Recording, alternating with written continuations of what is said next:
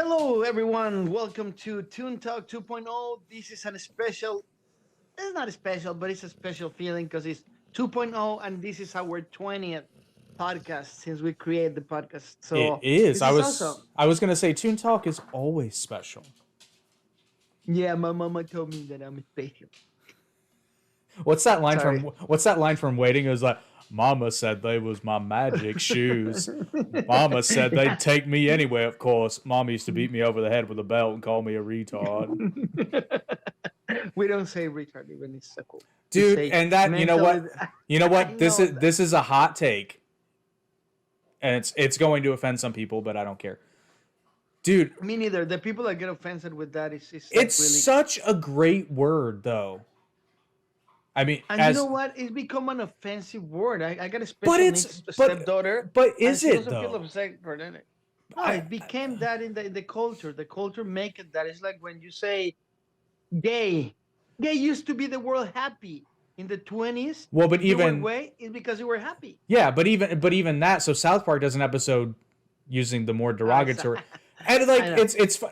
it's funny, but it's also kind of true.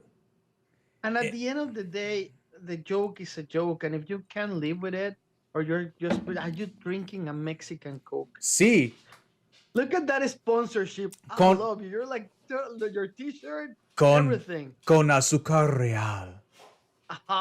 Look at that.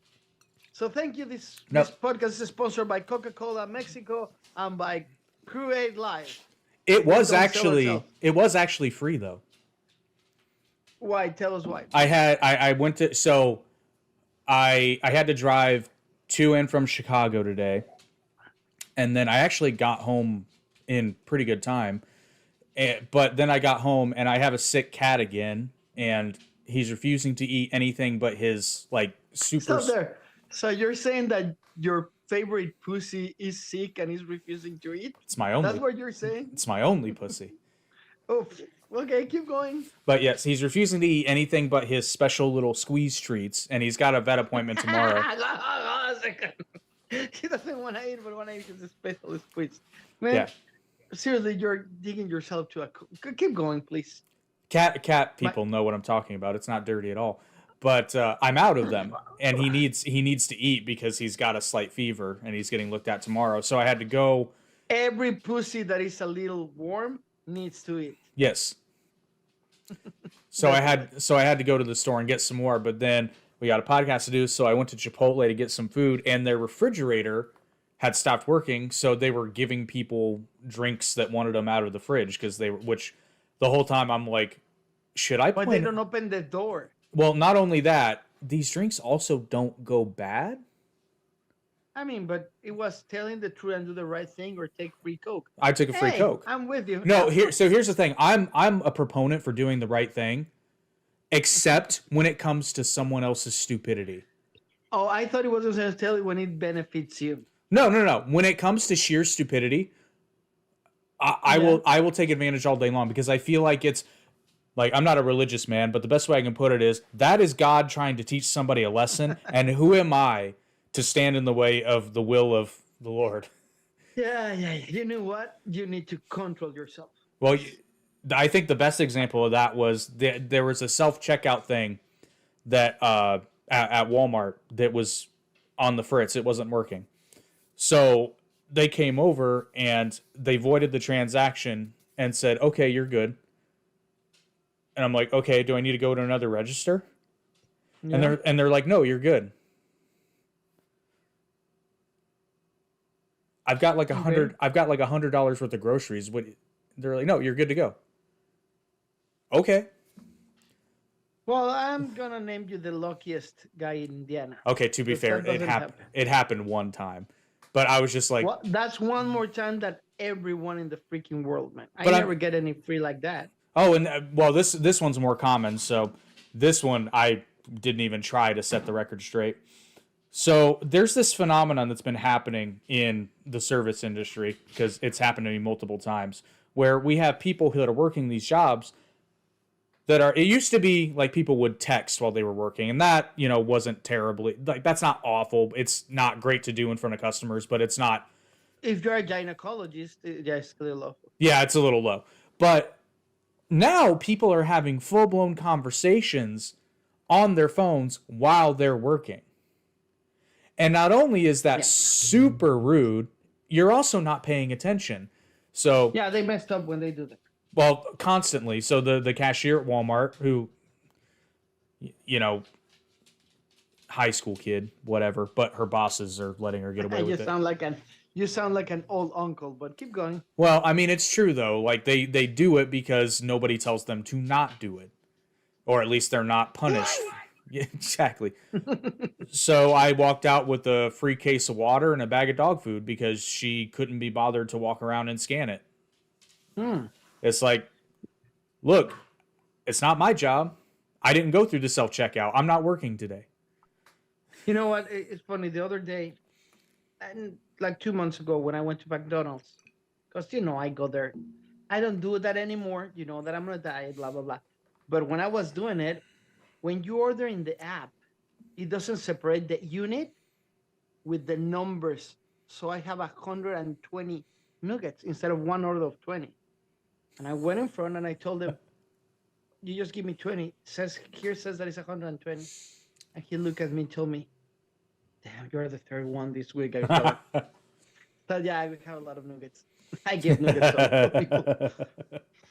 But I mean, yeah, I mean, this is America. We can do that. Well, but I mean, when it's your policy, it's like in my business though. If something is unclear, or my favorite is when someone who will remain nameless quotes somebody a price that is too low, I have to honor it. You know what I mean? Like I can't take it away. That's well, but when you're a male sex server like yourself, if $20 are $20, depending on the size of the cock. At the end of the day, but but there's normally a girth upcharge, but how we can be so stupid in such a small timely. What happened? You saw that? Yeah, I know. I'm trying to figure out what that was. I know it's my charisma going through the. Oh, the government. The government tapped in. Yeah. Welcome. Oh well. Before we go to that, now we got everything written down and everything. There's these guys that I follow. I know I talk about this, that they making more feasible the fact that the Earth is flat. Oh, that I'm God. starting to believe it, man. I swear to you, they are so good with their Photoshop that they make look the people in the 60s bad. They have some points, dude. Like it's like the president is talking over the phone with the people in NASA. I mean the people in the moon. Sometimes I called you and I don't have bars and we're in main cities. So I don't know, but I know you're never gonna believe it. But it's so funny to see their effort. Their effort entertained me a lot. Okay, I'll give you the effort. Which, by the way, before I forget, I know it's late, but there's a good reason why it's late. But your Christmas present, actually, I need to know where to send it. But you do have a gift coming your way. Thank you. You know what? You had a gift, but it's gonna be a little delayed. It's okay, buddy. At least I'm taking it in a happy mood. Yes, I'm looking at you, asshole. You know who you are. I will get you. Anyway, that was a really Latino. What is his name? I got a set of. Oh, Liam Neeson. This one is Luis Nisson. Luis Nisson. I got a special set of skills. Wait, the character's name was Brian Mills, so it was. Well, there's a lot of Brians Brian in Latin America, but they call him Brian, but they call for a reason. Okay, let me tell you, and this is a fun fact. For a reason, society start adopting names of their idols in the next generation.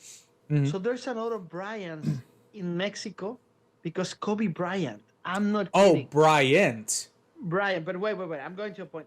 But for a reason, they put the adjective in front. So they call him El Brian. Not Bryant. No. El Brian. La Megan. I don't know why they do that, dude. Instead of Megan, right? It's La Megan. It's not grammatically correct. So now that I explained that, what is the name of the character? Brian what? Brian Mills. This will be El Brian Mills. I got a special set of skills, and I'm not afraid to use it. Skills. My dad was Inigo Montoya. You killed my father. Prepare to die. Oh, sorry. Okay, Anyway. so this is so off topic, but I have to ask you because I've been conned into watching this show, and I don't hate it. That's a strong word. It's not nearly as good as it's cracked up to be. Have you watched? I assume you have La Casa de Papel. You know what? You hit something there. The first season was really good. I disagree, but The first season was changing the way of making TV shows in Spain. I can believe in The Spain. pace. Yeah, The pace was different, was surprising here and there, was delivering the right moment. The second season was forced. After that, the first 2 episodes of the third season, I haven't seen it. I watched. I go like, really, dude. It's good that you find your niche, but twist it a little, man. yeah. Come on. So, be a but little different. here's my beef. Which for those who don't know, that's the Spanish title. The English title is Money Heist, which. But That doesn't have. I don't know why they put it Money Heist. La Casa de Papel makes so much sense when you consider what it's about. Yeah, but the thing is, they couldn't name it the House of Cards. That will be the tropicalization in English because was at the same time of House of Cards. Okay, that's fair. That's fair. Anyway, You know that. yeah. Well, actually, I thought it was I translated it as paper in the sense of money because they're at the mint. But I got it, but the concept, money, paper house. yeah. Yeah, you're right. It was weird. Yeah, Paper that's- house doesn't make sense in Spanish. That okay, yeah. Well, but it does in the sense that they're at the mint where they print the money. But I get it. So that's secondary. Yeah, but saying house of paper is Yeah, not even and- an expression, bro. It should be. Anyway. Well, actually, in the case of this show, it should be because it's weak as fuck. Like, I'm sorry. El Profesor is a fucking idiot. Oh yeah, they could solve everything with a little more preparation and a little discipline. It's okay. So the lack of discipline in his lackeys is the second big thing, but it's too fucking complicated. The plot armor in this show is insane. Keep Like, going. It's I'm enjoying this. so bad. Like I'm Fuck the script. Just fuck the script. Let's talk about this. I'm teasing my girlfriend about it every turn because she's like, every time we're together at my house anyway, she's like, "You want to watch Casa de Papel?" I'm like, "Fine." So like, I know I'm going to finish it, but Hold on a second. Just rewind. How she talks? Can you do that again? oh no, that's not how she said it. She's Uh, because it's not in English, but normally she just looks at. Spanish. But normally she just goes, "Casa de Papel." And that drives you crazy hard, right? Like, You go, fine. "Oh, yeah." No, actually, this is also probably TM. I told her this already though.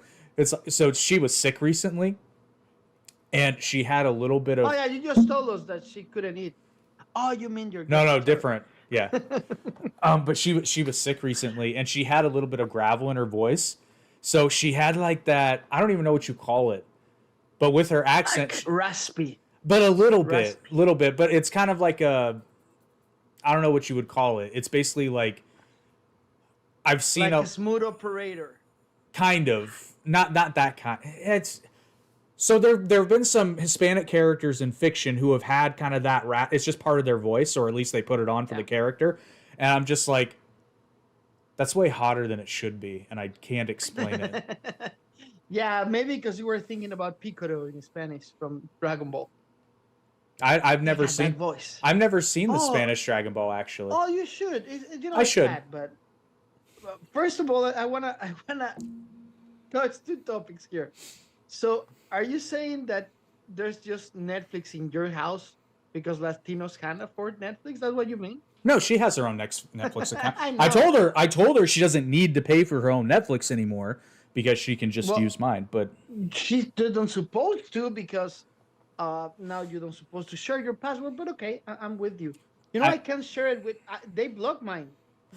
Maybe because it was LA.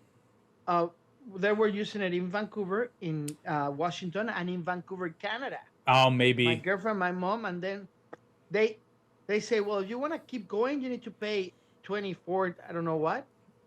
and I didn't care for the beginning, but then it was cheaper for the three of us have our own separate. But anyway, Yeah, especially if you go because I downgraded mine to the one with ads because I don't care about ads. They don't bother me. And I'm like, actually, they don't bother me either. They give me a reason to go for water or to the bathroom right? or think. Actually, and here's the thing: when I'm being good, I have uh, what do I call? I have that wheel app that I sent you. Yeah, I randomly pick a basic exercise, and if I'm streaming something and it has ads, when the ads are on, if I don't have anything else I have to do that. I'm gonna sound really old, but I used to do that when I was training for college. I watch every show, and I need to do push-ups or abs and whatever. Every commercial, the whole commercial. I Yep, didn't count. I do it, and then I yep. You do it enjoy for it, the and whole I used to commercial. do yeah, and it's a really good And exercise. By the way, I'm gonna get a treadmill like one of the mini ones. oh yeah, the ones that are under your desk. Yeah, but I'm gonna put it in my Oh. living room and just watching TV, just Yeah, walking. to be honest with you, thank you for the guys of Planet Fitness for their sponsorship. But anyway, so La Casa But de anyway, Papel. no, go. Let me just say that I've been rewatching The Shield, Uh, and what moves me to go to the gym is go to the treadmill and put my phone and watch The Shield. But yeah, go right. Sorry, Casa de Papel. so the professor is a moron, or Yes. he's not a moron. He's not that smart. Okay, he does a lot of really stupid. Exclusive. Jake thinks that every Spanish guy is a moron. Not every Spanish guy, but some Spanish Yeah, yeah. characters. And then you have Tokyo. Wait. You mean Tokyo is the girl that guides the whole feeling of the show because he's a dramatic, toxic person. And stupid. And everything is drama. She guides the feeling of a heist basing her hormones. Is annoying. Welcome to dating Yes. a Spanish girl. Okay, but here's the thing. If the professor is so smart, he would have, because he knew that, spoiler alert, he knew that she and Rio were bumping uglies. Oh yeah, totally. Bumping uglies. Really, you came with a new way to say fuck. That's not new. That's just But for me, it is. it's a white people thing. Oh, so you're saying that we drowned? We don't know what we're talking about. I thought you did, but I mean, what I is it? understood what you said. I Yeah, never heard it before. yeah. Bumping uglies, making the beast with two backs. Actually, I heard that before. Yeah. Actually, you can Google it on YouPorn and something comes up. I'm not surprised. Anyway, so Tokyo's hormones effectively mess up the mission more than Oh, once. totally. More than Yeah, totally. once. And her stubbornness and her irrational way to try to be the center of attention. Yeah, the two smartest people are Denver and Denver is really smart. his dad is Moscow, right? Yes. Yeah, So. they're the two smartest people in Because that they're group. the one that they're actually being the thieves. Well, so is Berlin, yeah, but he's a psycho. It's pretty cool though. I know he's one of my favorite characters, but what I didn't like is when he. Now I'm holding out hope because I'm not finished. I'm hoping that he knows. Where are you in the show? Where am I? That's a good question. What season are you? One. They're still in the. Okay, I'm not gonna tell you everything. I thought you finished it. Oh no, not I even already, close. but I saw it when it was released. Oh, I know. It's Something been about around for a like while. 4 years. Yeah. Yeah, I did watch another really. God, now I can't remember. You might know what it is though. It's a Spanish movie. I didn't want to watch it. She put it on, and then she fell asleep, and I'm like, I'm just glued You're to this movie. It's so good. You know what? Kudos to my girlfriend. She never falls asleep. Wait, Oh, mine always does. she never. Yesterday we watched a movie together, The End of the World with Julia Roberts. We will talk about it later. But as she was there and I was here, we have this thing that we put the iPad or the phone like that, and we're seeing each other and we're watching the TV. And I know we can link it, but we've been doing this Yeah. for 12 years, That's cute though. even through Skype. So we go like 1, 2, 3, and I'm listening to her thing and I match it and we're at the same time. And we talk a little bit because we're both into we're watching a movie Yeah. kind of people. We don't want to talk about it unless it's pause it and then we pause it and talk about it. Rarely. But yeah, we watched the whole movie. We discussed the movie after. So thank you very much for being you. Yeah, that was no. You know what? I've been playing this game with my mind for a long time. A long time.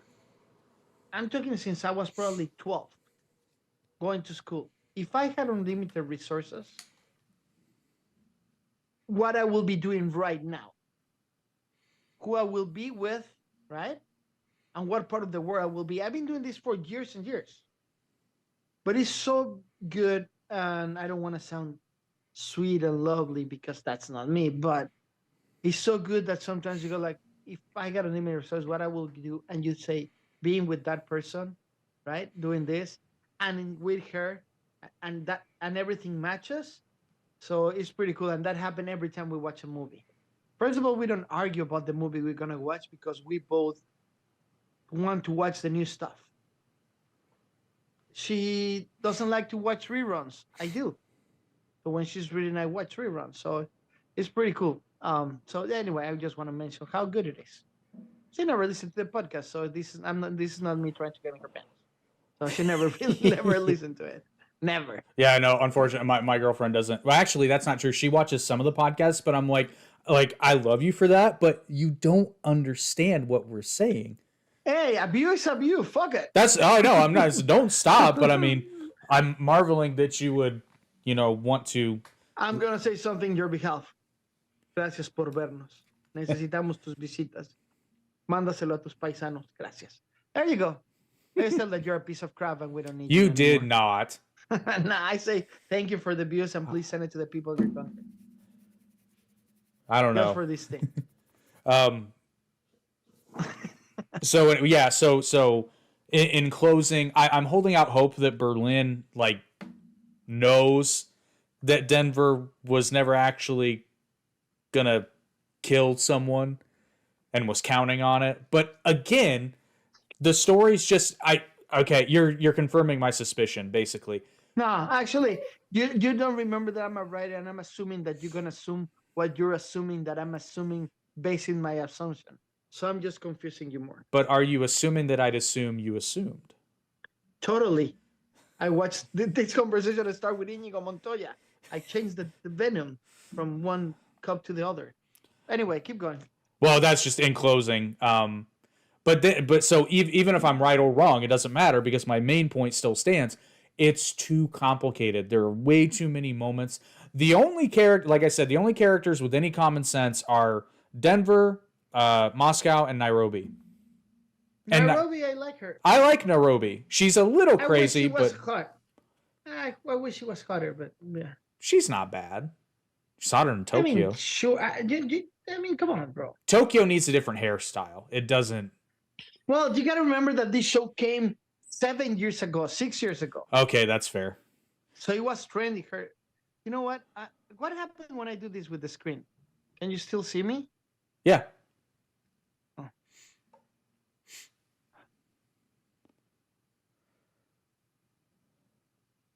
Okay, great. Because I got hello to Jeremy. He's working with us in the projects that we have, and he just asked me for.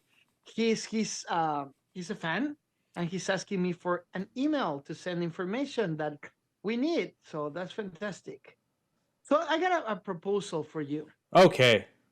I need to be American. Will you marry me? Sorry. No, I am. I'm not marrying you. I am American. I sadly I knew what you meant. I didn't assume you meant you were gonna marry me. Well, I was thinking for now on that we have a space when we just talk about the updates of everything that's happening already media. Oh, okay. So, and it's, believe it or not, people, there's an analysis behind every show, and we talk about it, and we have a script. I don't know if you have it printed out, or you can show it to the people. We have a script of everything that we're going to talk. We never follow it. Never. But it's a good guideline. It's a very good guideline. It's a good guideline, and it's really good too. And I propose that we. He's sending information. Fantastic. Sorry, but I got a lot of people working behind, us to make it work. We're just the horse. We have a pimp to to give accounts for. Anyway, So I would love because I want you to take us and take the whole people about the voting. Do we have the results? Oh, How's for that the going? for the Artie Awards, You yes, know that we are dying to know, right? When is gonna be the results? Are the results out? they are. It was the Arte podcast that was done yesterday. I know, but I want some people. That's exactly what I want. If you allow us, that we talk about the already world in a space on Toon Talk. So we invite people to see how, when, and come, right? Because obviously, I'm the coolest guy on earth, the best guy in the group, regardless of what the voting said, right? So I think it will be cool to include the already world in. You know what? It's hard to say arete because it's arete already. Can you say it? Technically, so okay, this is a bit of a nerd moment for me, which I actually found this out. This is so funny. I had Papa D, who is a musician out of LA, who is he's from Greece originally. The whole time, 2.5 hour podcast, the name of my podcast didn't come up once. But after, he was like, "Oh, I just noticed the name," and I just went. So, so technically, in modern Greek, it is pronounced areti. However, Mm. in ancient Greek, the e's are flipped, so it's arete. So it Arete. depends. It depends. I go with the ancient Greek pronunciation, but Yeah, but in Latino we call it arete. most people call it arete. Yeah, because in Spanish, Alrighty then.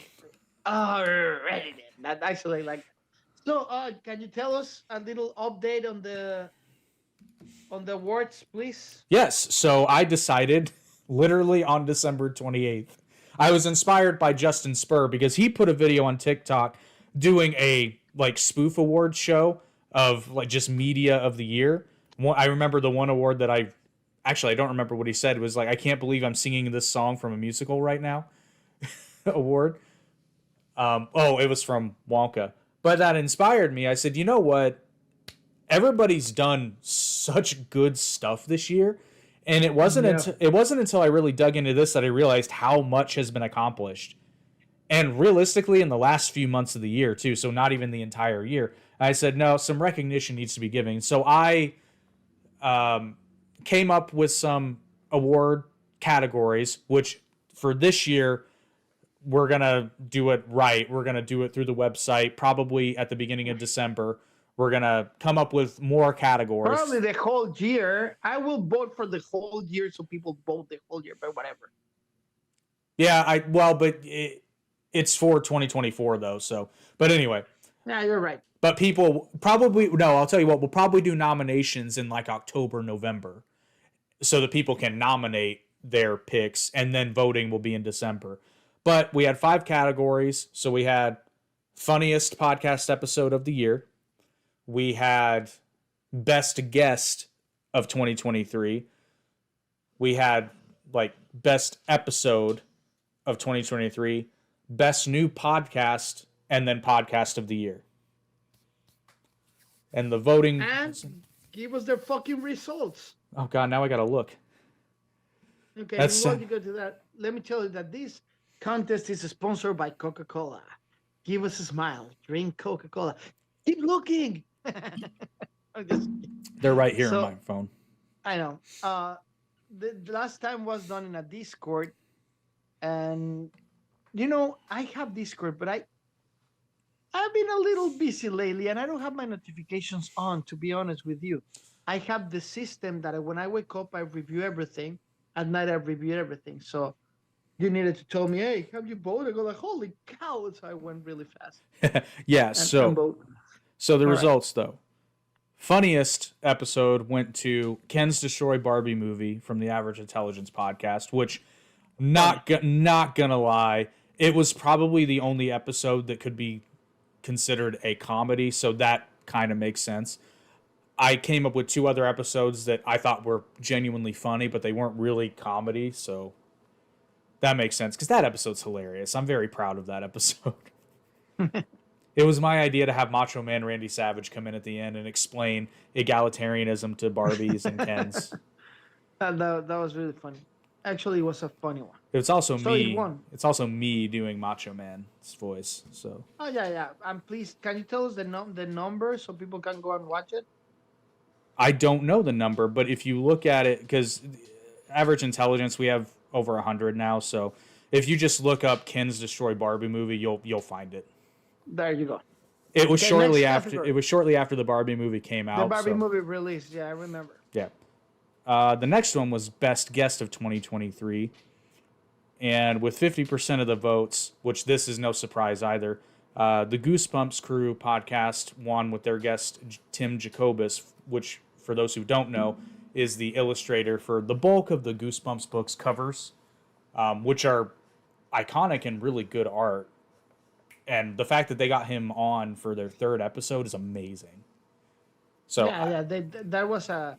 I remember we talked in our podcast that he was gonna be there, and so it's a really good success for that guy. yeah, that's insane. And I assume they're probably going to have him on again at some point because he was very cool.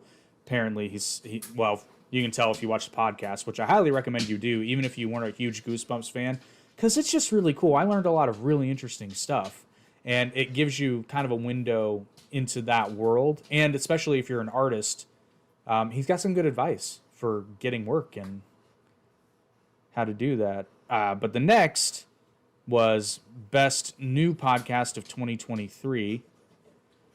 And this one was very close. I broke the tie.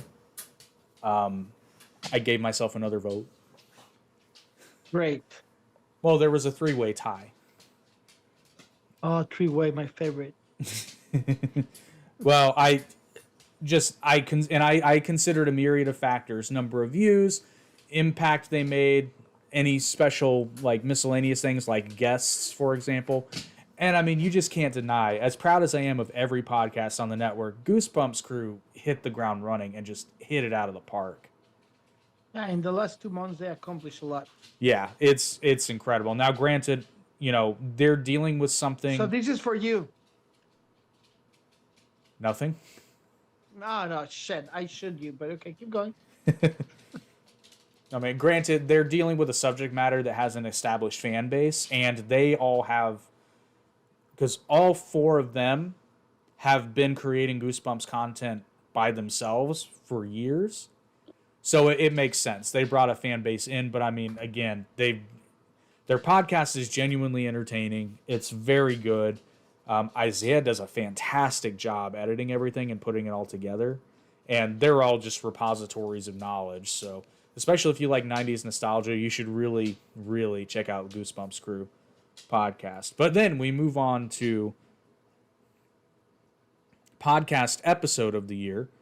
Now, for this one, and I say so on the awards show, I just went and picked everybody's most viewed episode. I figured that was the fairest way to do it. That was fair. Yeah. However, the winner by a very large margin was the Spur of the Moment podcast special birthday episode, where yeah, everyone did that. That was really nice. yeah, I thought that was really cool, and I was like, yes, I will be part of your secret plot. And every one of us were that. I remember. But yeah.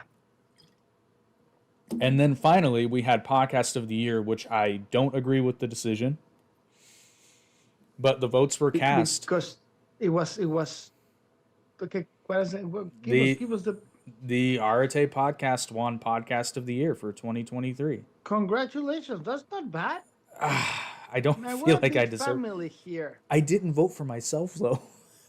That's stupid on your part because everyone voted for themselves here. Well, you know what? I'm gonna be honest with you. I vote for Spur of the Moment for the one of the previous one. Yes.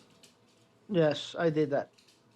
I mean, that's good. It's good that you have your own fucking party, that you fucking celebration, your voting system. I didn't Amazing. vote. That's like Joseph Stalin not voting for himself and winning anyway. Well, yeah, well, that's exactly a good comparison. Keep going. Just You're like gonna be a successful it's man. like I voted for Sacha. No, but that was good. I think we we need to involve as we keep growing. We can involve more people and more people in the boats, right? You Till the need, point. yeah, we need to have Justin on for Virus Quest because Yeah, yeah. he might actually win. We need to do Virus Quest. We have so many things to do this year. We gotta do Virus Quest. We our lawyers finished the first draft of the agreement for the workers. For I mean the workers, the contest content for what The is the name? Dungeons and The Dragons, Dungeons and Dragons one. which, believe it or not, And that's actually a go ahead. that's actually a really good segue into what was supposed to be the main topic of this podcast. Exactly, it's perfect. That's how we plan it. Read your script, and we're gonna do that. We have the Virus Quest. We have now this part that we talk everything that is happening in the company, so people get aware. So before we jump into other topics, go and listen and check it out. Every materials that is done by the company. I gotta tell you something.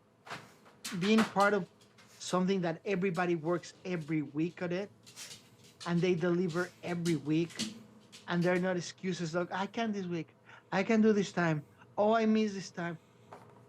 Being present is important, right? Oh, And sometimes we're yeah. exhausted. Well, I say We're rule. time. The two keys to success with this anyway are speed and consistency. It's like if you have an idea, don't wait, just do it. You can polish it uh, later. it's like sex. Yeah, just do it. What You you say, can consistency and what else? speed. Speed, consistency, and just do it. It will work out.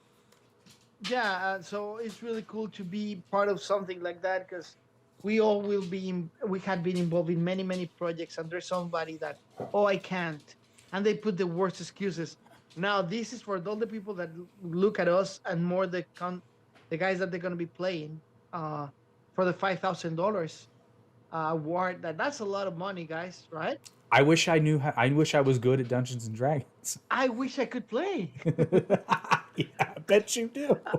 I wish, but part of the contract says, and I was laughing with our lawyer Steven, because he told me this is part of what needs it. The only way that a person, every player has one emergency call, because when you start the campaign, you cannot destroy it for anyone else. Mm-hmm. So they just have one emergency call, and the emergency means in the agreement says emergency mean deadly sickness, emergency sickness, or comatose state.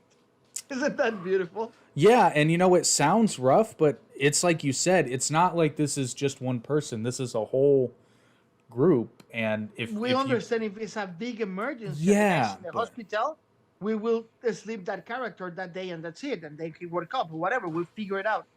But behind every week that is going to be, there's a lot of preparation, a lot. It's like putting a theater play every week. So now we yeah, have 6 contestants and we're going to talk to them. We need to finish an interview. We have been talking to them because we need to find the real, it's like a reality show, people. If you put whatever, it's not going to work. You need different characters. And the simple fact that we need to know that they're mature enough not to start arguing about rules or arguing about stupid things, that will kill the session. They need to be, this is a contest. You are here to win $5,000, right? So now I implement something new. Are you ready? Are you ready? yep. I'm talking to the people too. Are Oh, you guys ready? The dungeon masters are gonna be two, and ooh, they're competing. oh, Because if they don't, the quest doesn't get by true standards supervised by us. It's not killer dungeon master.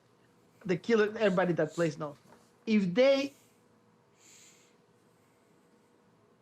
accomplish to finish the quest, they make money. And if they accomplish not to kill everyone and doesn't happen, they want less money.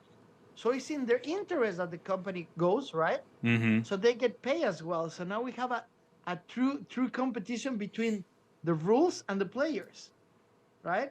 So it will be really good to be the what was the name? The Bejoiner. That's the name in English in Marvel Comics, in the Secret Wars from Beyond. DeJourner? DeJoiner? Beyond. No, no, no, no, no. From Beyond.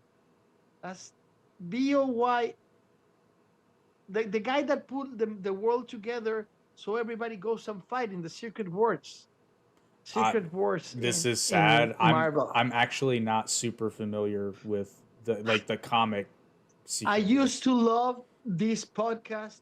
I can deal with this guy. Between my accent and his lack of knowledge in Marvel, I can do this anymore. You You know know what what? I'm gonna give you? You know what I'm gonna give you for Christmas? I know what I'm gonna give you. A Marvel comic subscription so you can read everything. I won't though. I know. Anyway, from Beyond, whatever the name of the character that is looking everything while they fight, that brings all the villains and superheroes from Earth to put them fighting a world. Anyway, forget about my topic. You destroyed my whole conversation. We are done. Let's talk about royalties. Fuck it. It's what I do. It's what I do. But no. But now, the segue into what was supposed to be the main topic, though, is some of the things we have planned. And I already shared a little bit with you on this, which I guess I can let the cat out of the bag. Because, and I guess I just didn't click on this. And the sad thing is I knew it, but I guess I didn't connect the dots. So all of the works of Charles Dickens are in the public domain. yes, sir. And I had told you that for this year, I wanted to do an Arate Christmas special in the spirit of like the Judy Garland Christmas special, you know, like those sort of variety shows. However, the fact that the vast majority of us are not in the same, even remotely close geographical locations, I thought about, and I still need to figure out the logistics of how to do it, but I know it's possible, is instead of doing a Christmas variety show, we are going to do an Arate rendition of A Christmas Carol. That's fantastic. I kind of want you to play Ebenezer Scrooge. Who? Ebenezer Scrooge. Who? Me? Yeah, you. But that means that I gotta be a mean old bastard that is rich as fuck? Right, so you don't even have to act. Okay. I mean, I will. That's perfect. Yeah, no, I mean, I'm totally in. I mean, listen, if I die this year, I'll be back to play that role. There you go. I guess I can play Jacob Marley. I can play Marley. I think you can. Oh no, Alexander. Alexander should play Jacob Marley. He could play. Yeah. Yeah. Okay. I'm gonna say if Alexander wants to, he can play Jacob Marley. But that's good. I have, and I'll share these ideas with you because these are going to be surprises.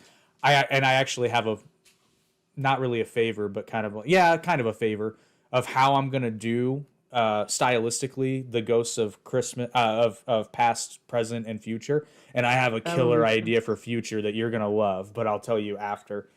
Fantastic. I can wait. Now it's not fair because you're saying this on January.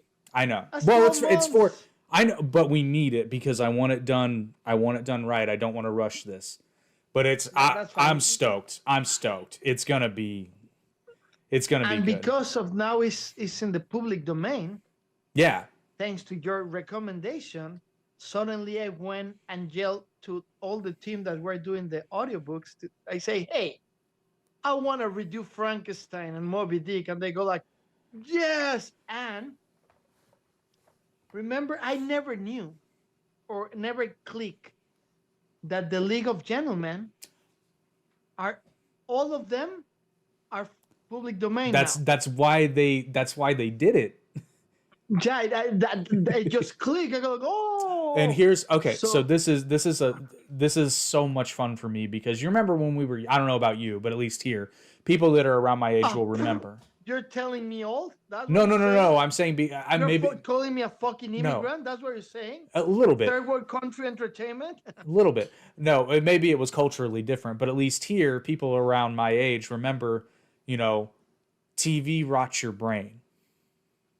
Yeah, keep going. I don't know what the fuck you're talking about. Yeah. So I always like to point this out. My first exposure to a great number.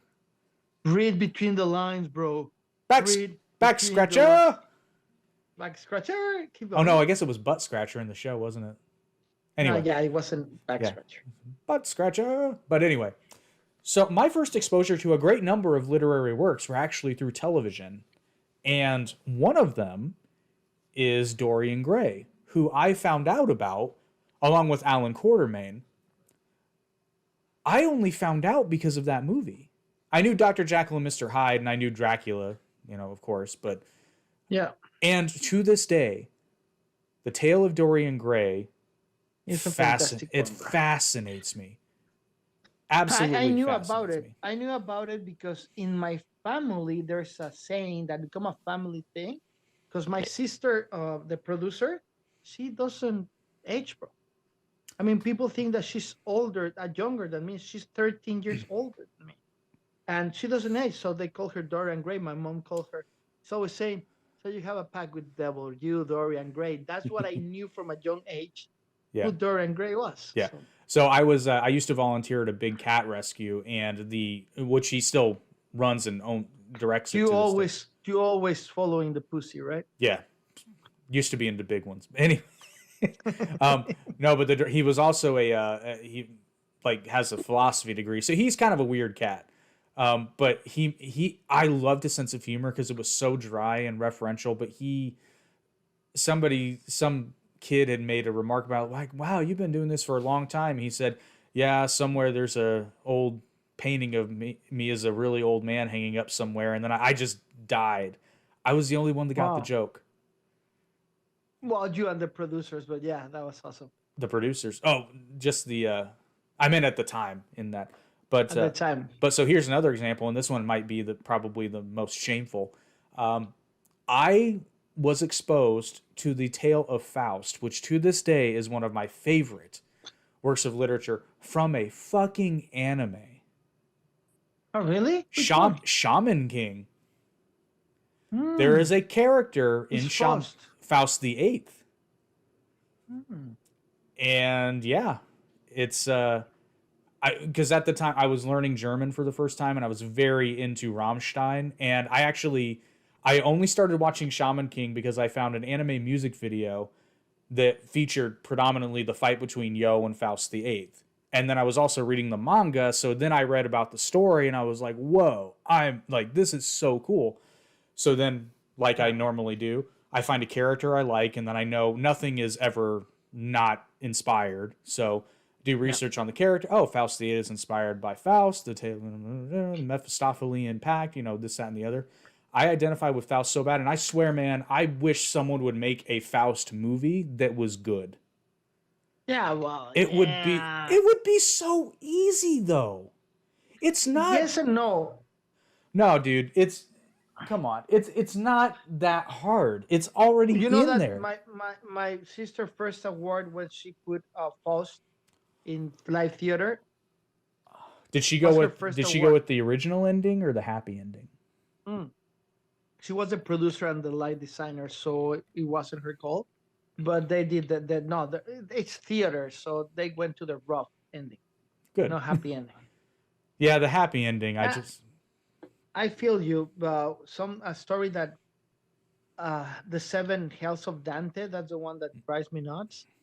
You know that in a point of my life, my only goal in life was to buy a building with 7 floors, and every floor to be a different club. And deeper that you go, Yes. it was a harder. It will be so like every hell will be worst, right? From pop music to electro dance music in the deeper one, like trance, like That's actually with really everyone. that's sick. I That's a know sick it's one of idea. the concepts that I always wanted, but then I forgot about it because I started making money with something else. And but my company keeps doing Oh, ideas dude, right for a I'm living. gonna So be dangerous if I ever get like loaded rich. I'm gonna be dangerous because I came up. I'm not shitting you. I came up with the idea for Rock Band 3 years before Rock Band was a thing. oh, I believe you. I believe you. You know what? I got this weird theory. I think ideas are there floating in the space, I and there's people that they're more in tune with rationalization of the fact that is like an antenna that I think the idea is there. Why? Because people are talking about it. It's a fact. That's I don't. I think I told you about this in one of the podcasts or whatever. But I was probably 22. Just came back, and it was stores like supermarkets, grocery stores, chain new in Mexico. They say it was from France, called Carrefour. Mm-hmm. And I went like, wow, this is great, because they put a calculator in your shopping cart. And I'm talking about men 20 years ago, a little more.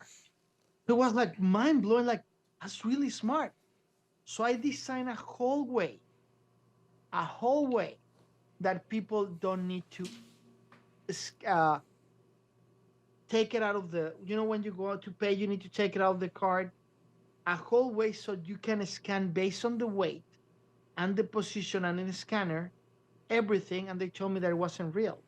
Hmm. Now it's a combination with self-service and the Amazon stores. And I don't feel bad. I mean, it's been 20 years. Obviously, technology it was possible back in the day. It was expensive for a lot for Latin America. But I feel you. But I don't think it was my idea.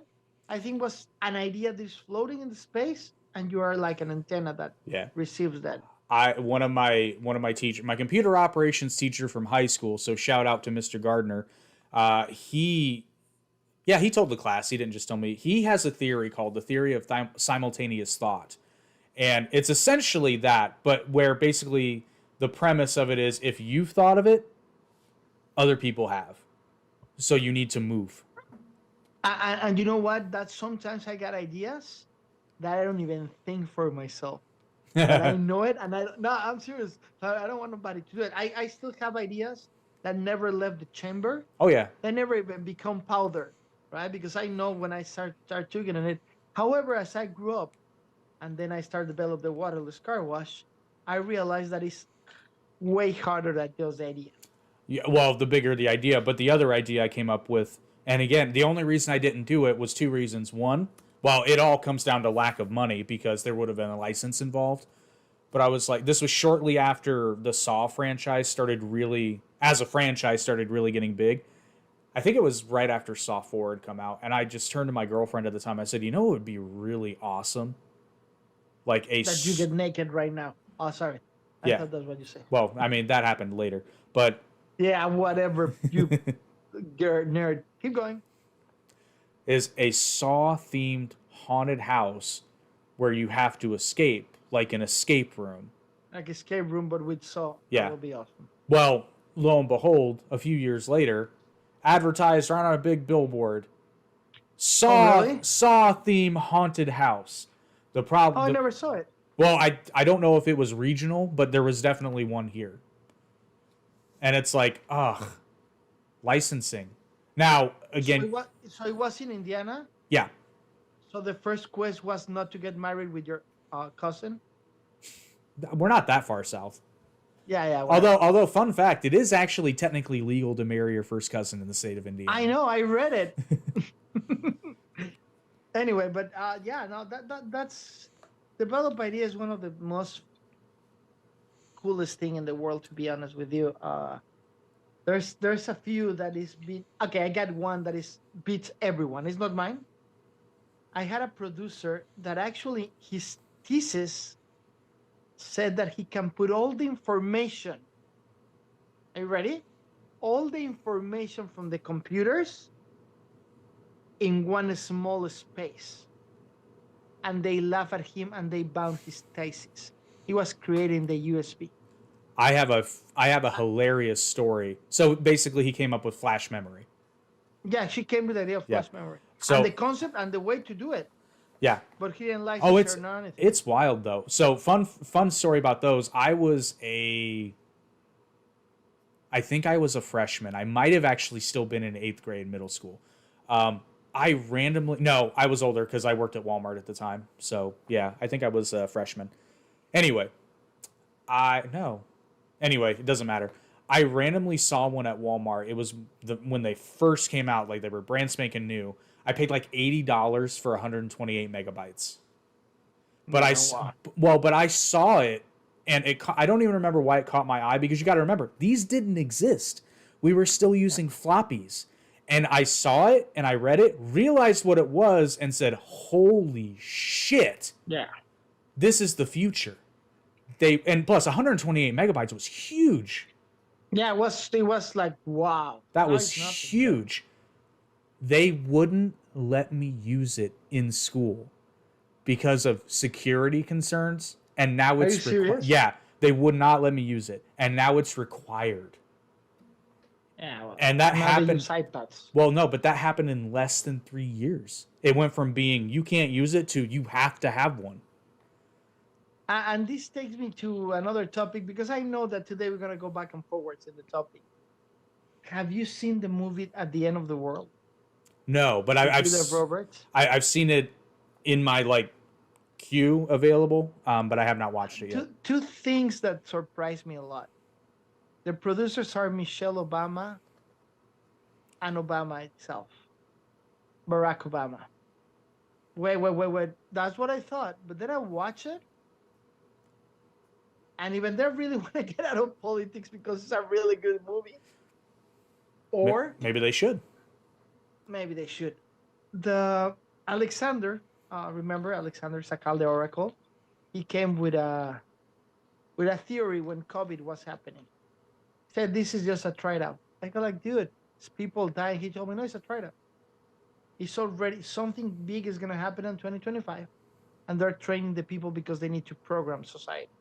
I go like, dude, I know you're smart. I know I'm with you, but that's a stretch, man. And he's like, no, Oh, wait. I said the same thing. I said when it was it's documented. You can go back and watch the Average Intelligence podcast. I said something to the effect of, I don't know if this is word for word, but it's like they're seeing how far they can take this before people start saying no. And they got a lot, I think they got a lot further than they thought they were going to. Yeah, the reality is that this movie was entertaining, a little touches of Roman Polanski, a little touches of um, Kubrick, a lot. The camera movement like Kubrick. It was a good job. A little you can tell that it's a Polanski, Kubrick, and Tarantino thing, but it was good. I like it a lot. You should watch it. I'll check it out. It will Yeah. it will be in my recommendations later today. I don't know what we're. Oh yeah, because the ideas and the concept of and the guy is an analyst of economy analyst, so he knows how everything is gonna work based in the numbers because everything is so predictable. To be honest with you, you just need to be in the right environment with the right funds to make it work. Yeah, that's You know how much money Uber makes a year? what as far as profit or how much revenue. No revenue. Oh fuck, I don't know. In the millions, I'm sure hundreds of millions. Yeah, hundreds of millions. But in the profit, it doesn't because Yeah, the they concept lose was money. good. They lose money because the concept is good, the development is good, but it was their first tryout. Mm-hmm. They start with Blue Point car rentals. That it was like a nothing. It was a different Oh, concept. is that the same company? It was that's how they started. They started Uh-huh. renting executive driving. Yeah, and then they realize they can get other people to use their cars. Yeah, before there was a taxi elegance, classy elegance taxi drive for executives in New York. That's how they started. But when they jump huge, right, is when it become crazy, right? That what we know right now, like as Uber, I don't see a word without Uber or without GPS. It's complicated to look at it. Yeah. Now I got one that is gonna be every idea stolen or taken by somebody else. Are you ready? Wait. Hello, my name is Tesla. I discovered electricity. They stole it for me. Okay, It's he supposed didn't. to be. Okay, he didn't discover electricity. Well, you know what I mean. Yeah. Well, technically, they didn't steal it because he gave it to them. No. Technically, somebody else did the patent. Franklin did the patent, registered the patent. Tesla was the one that discovered the execution and how to make it condensed so everybody could have electricity. Right, but wasn't that Westinghouse? And he told Westinghouse, okay, I'm misremembering. Let me tell you why. Let me tell you why. I just went to a reading a couple of weeks back about a show that talks about that, a live theater talk. And yeah, I mean, he was so good inventing things, Tesla, that it was easy to things take things from him because he wasn't an organized guy to go and and represent his ideas in front of a state. Yeah, but So he was just I seem to remember him having an agreement with Westinghouse that they would own the patent if they funded his research. I could be misremembering that. I probably it am. was he died alone at 30 something years old, poor as a fuck, without food or anything, man. True, but we're still talking about him. Yeah, but he's so easy to steal things from it that Oh, now there's a fucking company that's called his name, and people think Tesla is a car. but no, but you know why it's called Tesla, right? Please It, enlighten me. because the motors that they use isn't just an updated design of the motor that Tesla designed. Yeah, and he didn't make a penny of course. Every Well, Tesla no, never but make a penny about it. I'm sure that they would have paid him a royalty if he was still fucking alive. Yeah, but he died alone, poor of diphtheria or some shit like that. That could be cured because he didn't have money, man. He worked. He died works as a drug addict in Venice Beach.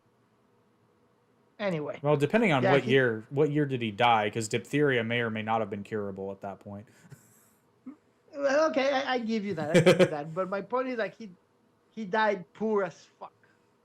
Yeah, And yeah, but and if you think that doesn't matter how talented you are, how good ideas you have, how much you work, what matters is the royalties that you bring to the people around you. Point 100%. made. Who is the woman? Who's the person of the year last year?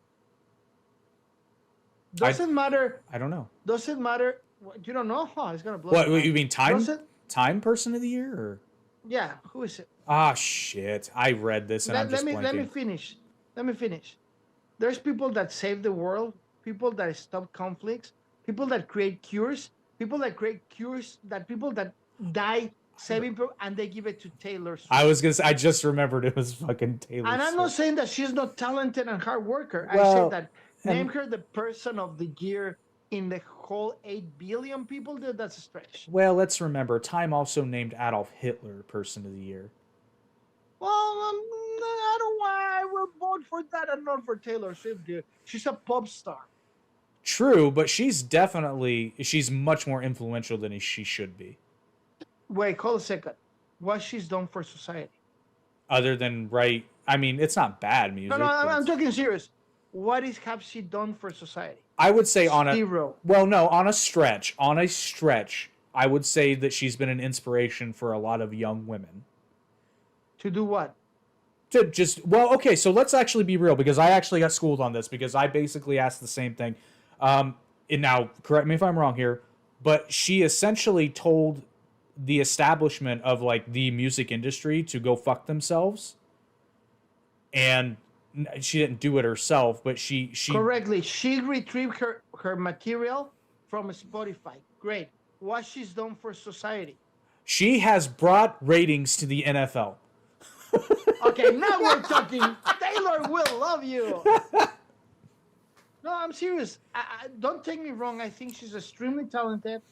She takes care of herself. She presents a perfect show, a perfect tour, but she haven't done anything for society.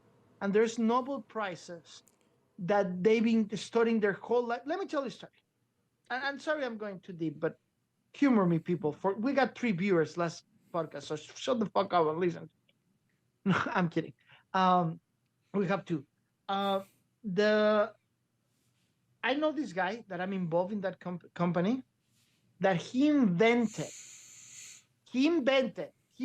to NASA, a NASA paper, NASA, spaceships lying, Earth round, whatever, that 1 plus 1 is not 2. Oh, for It's fuck's actually 2 sake! point. No, wait a second. Give me a second, dude. I'm talking in aeronautics. That is 2.3 and allow a ship to go up and forward at the same time. I'm talking Okay, I got you. I real got you. true pattern up and forward. It doesn't have to go, like an airplane goes like this with the air and start flying. The propulsion. This goes up and forward, and he created the first monoplane, not the first monoplane, the first electric monoplane, Hmm. and we have the rights for that. The guy right now, Philippe, is 85 years old, and we haven't got the permits of the FAA. and we haven't had the permits of another government to develop a freaking 100% ecological electric. Is the Tesla for fucking helicopters, and we can't. So how come? And again, don't disrespect. It's not against Taylor Swift. It's not. I'm talking about the whole concept of the person of the year between 8 billion people. A guy that creates and proved technology to evolve, that he's not pooping money like Elon Musk. Oh, I agree with that, but I can't believe I'm defending Taylor Swift because I'm not a Swiftie. I can't. I really can't believe that either. Okay, so inspiration is very hard to quantify, but a thought experiment, mind you. Well, not really a thought experiment. So take Nikola Tesla. Well, you know what? Hang on. I'm gonna put this in a modern context. Who would you say is someone who is deservedly recognized for their contributions to humanity This year? Anytime in recent. Nelson Mandela. Nelson Mandela. Okay, I'm going to in this fake universe that I'm making here because I don't know what kind of. Well, what if moment with it's only what if because I don't know what kind of music Nelson Mandela likes. But let's say Nelson. You're serious? Yeah. Keep going. Well, but let's say Nelson Mandela is a fan of the Temptations, and let's say that whenever Nelson was feeling really down and out, like felt like giving up, he would put on Temptations' greatest hits and listen to Night and Day, and that pushed him to keep going. The Temptations. Okay, that's. Go ahead. I was just going to say the Temptations contributed to humanity, albeit in a way they could never have anticipated. But that's what art is, and that's why artistic contributions are very, very, very hard to quantify because you don't know where that inspiration is going. Brother, I'm with you. The artistic or entertainer of the year is Taylor Swift. It's not the person of the year. Okay, I agree with you. I agree with you. But you asked what had Taylor Swift done. Do I think she should be Times Person of the Year? No. No. Okay. I'm just gonna shake it off because he's going. Okay. I'm gonna devil's advocate you here though. Okay, please go hard because your Temptations example was good, but Shelter Skelter make Mason kill people. No. Helter Skelter did not. Talk about me about Criminal Minds. You're gonna talk about me a minute. No. Serial killers. Keep going. Helter Skelter did not make Charles Manson crazy. Charles Manson was already. The Temptations didn't make Nelson Mandela to keep going. No, but they inspired him. But I'm not giving them like Shelter Skelter. No. Okay. You're right. I feel bad. So yeah. Okay. Keep going. Okay. What are you doing? It's exactly the same example. Not really, but anyway. So here's my devil's advocate example though. So have you watched Godzilla -1 yet? No. Okay, so you should, but here's my example. So it's been hailed, and it is the highest grossing Godzilla movie of all time. It's being hailed by almost everyone as the best Godzilla movie of all time. And if not I'm not saying it is the best movie of the year, but it's in the conversation. Now, that's pretty good when you consider it's a kaiju flick. It's an exceptionally good movie. And I don't mean it's good for a Godzilla movie. I mean it's a good movie. Now, it was also made for $15 million.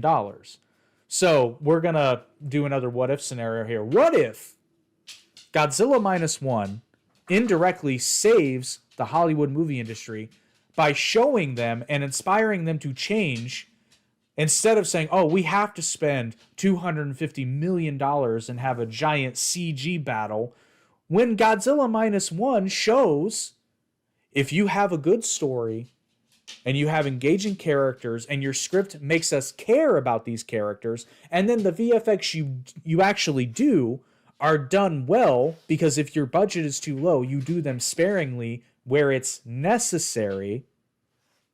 And then all of a sudden, you have a movie that cost a fraction of what the average Hollywood movie, because I think in 2023 the low average Hollywood movie cost $60,000, and that would be a movie with like virtually no VFX. That's on the low end. It's $4.99 million, the lower movie. Yeah, right. But I'm saying the average of like a Hollywood studio produced movie. The cheapest is 4.99. Yeah, but the median, the average. So Godzilla Minus One is noticeably less than that, 15 million, and it looks like that. And it's funny. I've seen some. So the director or the producer will win the most influential producer or director of the year. To be fair, not yeah. the person of Oh, the no. year. I'm not saying person of the year. We're getting off track. But what I'm saying is that it could be very likely that Godzilla Minus One, or a movie like Godzilla Minus One, could be indirectly credited with saving the film industry, because it shows Hollywood, which, let's be real, if any industry is as set in its ways as any other, it's the Hollywood, studios. Because they're all followers, every one of them. So what you're saying that you're exactly saying is that the director of Godzilla was inspired by Taylor Swift? Because I'm lost in your point. I don't agree that Taylor Swift is the person of the year, but whatever. I do agree that the director of Godzilla Minus One is probably a better candidate for person of the year. The director of the year. Go ahead. What I'm saying is, like, this society nowadays, we say, instead of saying I like that, we say awesome. Instead of say I like that, it's superb, right? If instead of I don't know if you remember this funny commercial of Kiss complaining that everyone in the office is a rock star. It's not a rock star, dude. We need to learn how to communicate, because the circumstances that we name the person of the year, an amazing, super talented, I agree. entertainer, But that's a unfortunately, mistake, man. yeah, but unfortunately, because we accept it. well, no, the reason why they do it is because they know that a magazine cover with a 9-year-old Indian kid who developed a new type of software that is going to cure cancer or detects cancer cells isn't going to sell nearly as much as putting Taylor Swift's on it.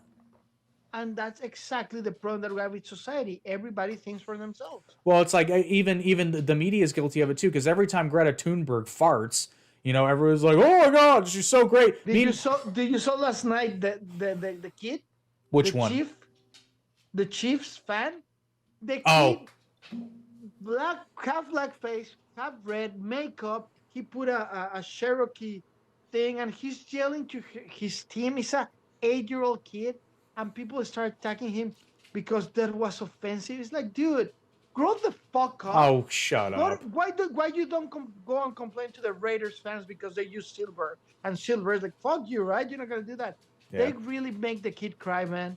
Fuck. Okay, Bro, fuck all of you. It's a child. If you see it, it's a child. The dad is giving an interview. Kid is next to him and saying, "What the fuck I did?" The kid is so happy because the Kansas City Chief won, and yes, he was looking like a traditional person, and he colored his face black and red.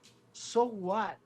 Well, But and those that's are the little issues. yeah, that's why I hate the left though, because there's rules for thee and not for me. Because okay, when Greta Thunberg, now I will say this, I did not openly criticize Greta Thunberg until she turned 18, because I believe there's a line, and I believe you don't attack kids, even though they say stupid, asinine things. Yeah, because it's kids say the stupid kid things. Well, and kids are off limits. I don't care. Once she turned 18, I was, whatever. But oh my God, when people were and not even attacking, criticizing Greta Thunberg when she was still a kid, oh my God, these people are terrible. And it's like, not just me, but people, it's like, that's why the left, and I do mean this, the left, because the right doesn't do this, at least not that I'm aware of. The left purposefully elevates kids because they know even if you just criticize a child, you're automatically an asshole. The manipulation is so deep Yeah, that it hurts. it's sickening. But oh my God, everybody who criticized Greta Thunberg was, oh my God, you're such a terrible person. It's like, really? You're a kid. She was a kid, man. Now she's still stupid, but now she's 18. Well, how old is she now? Like 20 now. She's, yeah, Really? yeah. I was past. Yeah, right. But where's it going with it? But yeah, it's like your example. It's a kid. Kids are off limits. Yeah, man. And you know what? It's media is becoming such a. Okay, I got something for you that is going to the same thing. We have a social media manager that you know. She's amazing. She does her work. The responsibility from Again and Forever is film 2 videos talking about the subjects, inviting people. One last week, 2 weeks ago, I called Setsen and said, you're missing your video. I don't want to do it. Just fucking do it, make a video. Or send a video that says, I don't have anything to talk about, but whatever, listen to our album. And I say, do not put this video. I give the executive order. Everyone in the band is like, are you crazy? What they put it, and we have views of, because we've been escalating totally organic. We're not buying, we're not asking you to watch us, nothing. 200, 300 views per thing. After that video, our views went down to 50 because I'm trying to explain that now we work for a company called TikTok with Asian positivism, Asian analysis, and Asian traditions. Because if TikTok were American, we'll be like, oh, that's fucking cool. He does what he says. But over there, he's spreading negativity. So the algorithm make us look bad. We are living in that society, but we don't raise our voices. I got a friend of mine that he got 1.2 million followers. And he started ranting against the world because it was Christmas. And they blocked his account. He was making a living for 1.2 million users. So, but again, we live in a city and we're allowing those things to happen. And part of the result is, again, I don't have anything about Taylor Swift, anything against her. The people that keep idolizing fake gods are driving this society to be a worse society. Yeah. Ain't that the truth? That was my point. Yeah, no, Somebody, that's the truth. And I don't know how we fix it, but I agree with you. It is a problem. We somehow, we some raise our way. voice. Well, but even that doesn't work because, and I don't mean this, well, I do mean this disparagingly, but I'm not singling any one person out because sometimes I'm included in this. People are stupid. We flock to things that, not that you, like, you can't not like Taylor Swift. I'm not saying that. But yes, who's the kid? And this is case in point. I don't know the kid's name. I know he exists. The kid who invented the thing in the ocean that's actively reducing the plastic content and has been doing it for and he's been doing it for years. Total thing, yeah. I don't remember his name, and that's a problem. Because people talk about him once because he doesn't generate money for the system. Right. Taylor Swift, you go to a pop station and she sounds 3 different songs in 1 hour. You listen to Taylor Swift 3 times with 3 different songs. Why? Because they're paying payola. That payola sells to get more business, so the team pay for more thing and more and more and more. At the end of the day, I feel discouraged that the person of the year is not the most influential for society, is the one that generates more money.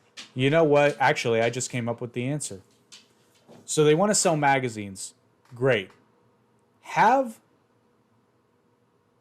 Either have like the person of the year as far as entertainment goes, and then you have the legit one, or you have a rephrase that because she's legit.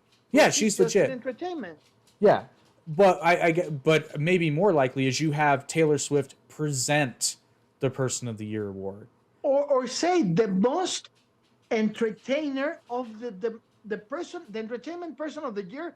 Bro, I give it to her because she generated everything. I got it. Or you know what? Remember, if the person of the year, not Taylor specifically, but boy, tell me this wouldn't make waves. Let's say that they named this year let's say that they named Taylor Person of the Year, but in that article that they do, and have her do this publicly, and if she would have done it publicly if she wanted to do it, say, you know what, I'm flattered and I thank all my fans and I'm so thankful the time, but I'm gonna be honest, this should not go to me.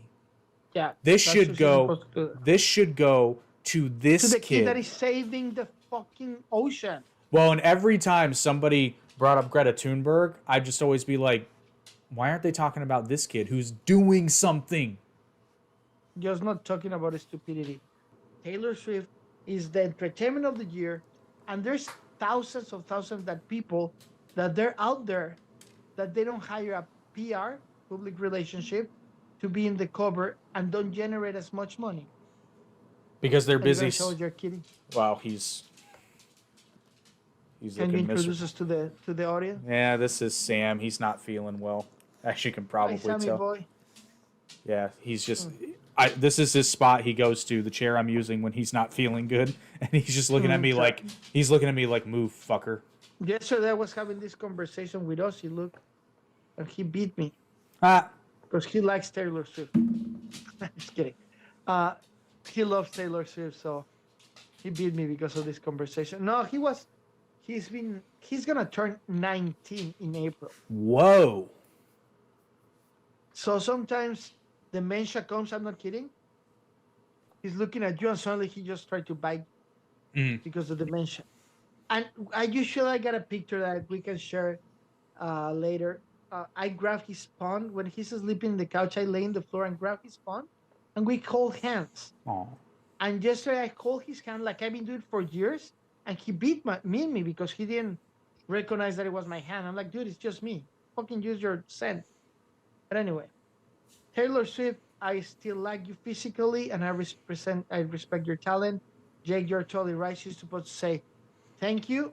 We should look for people that is saving the world, not entertaining the world. You can whoever that says that saving the world. We do it through entertainment. No, we entertain the world to make it easiest. Which So maybe we don't make it better.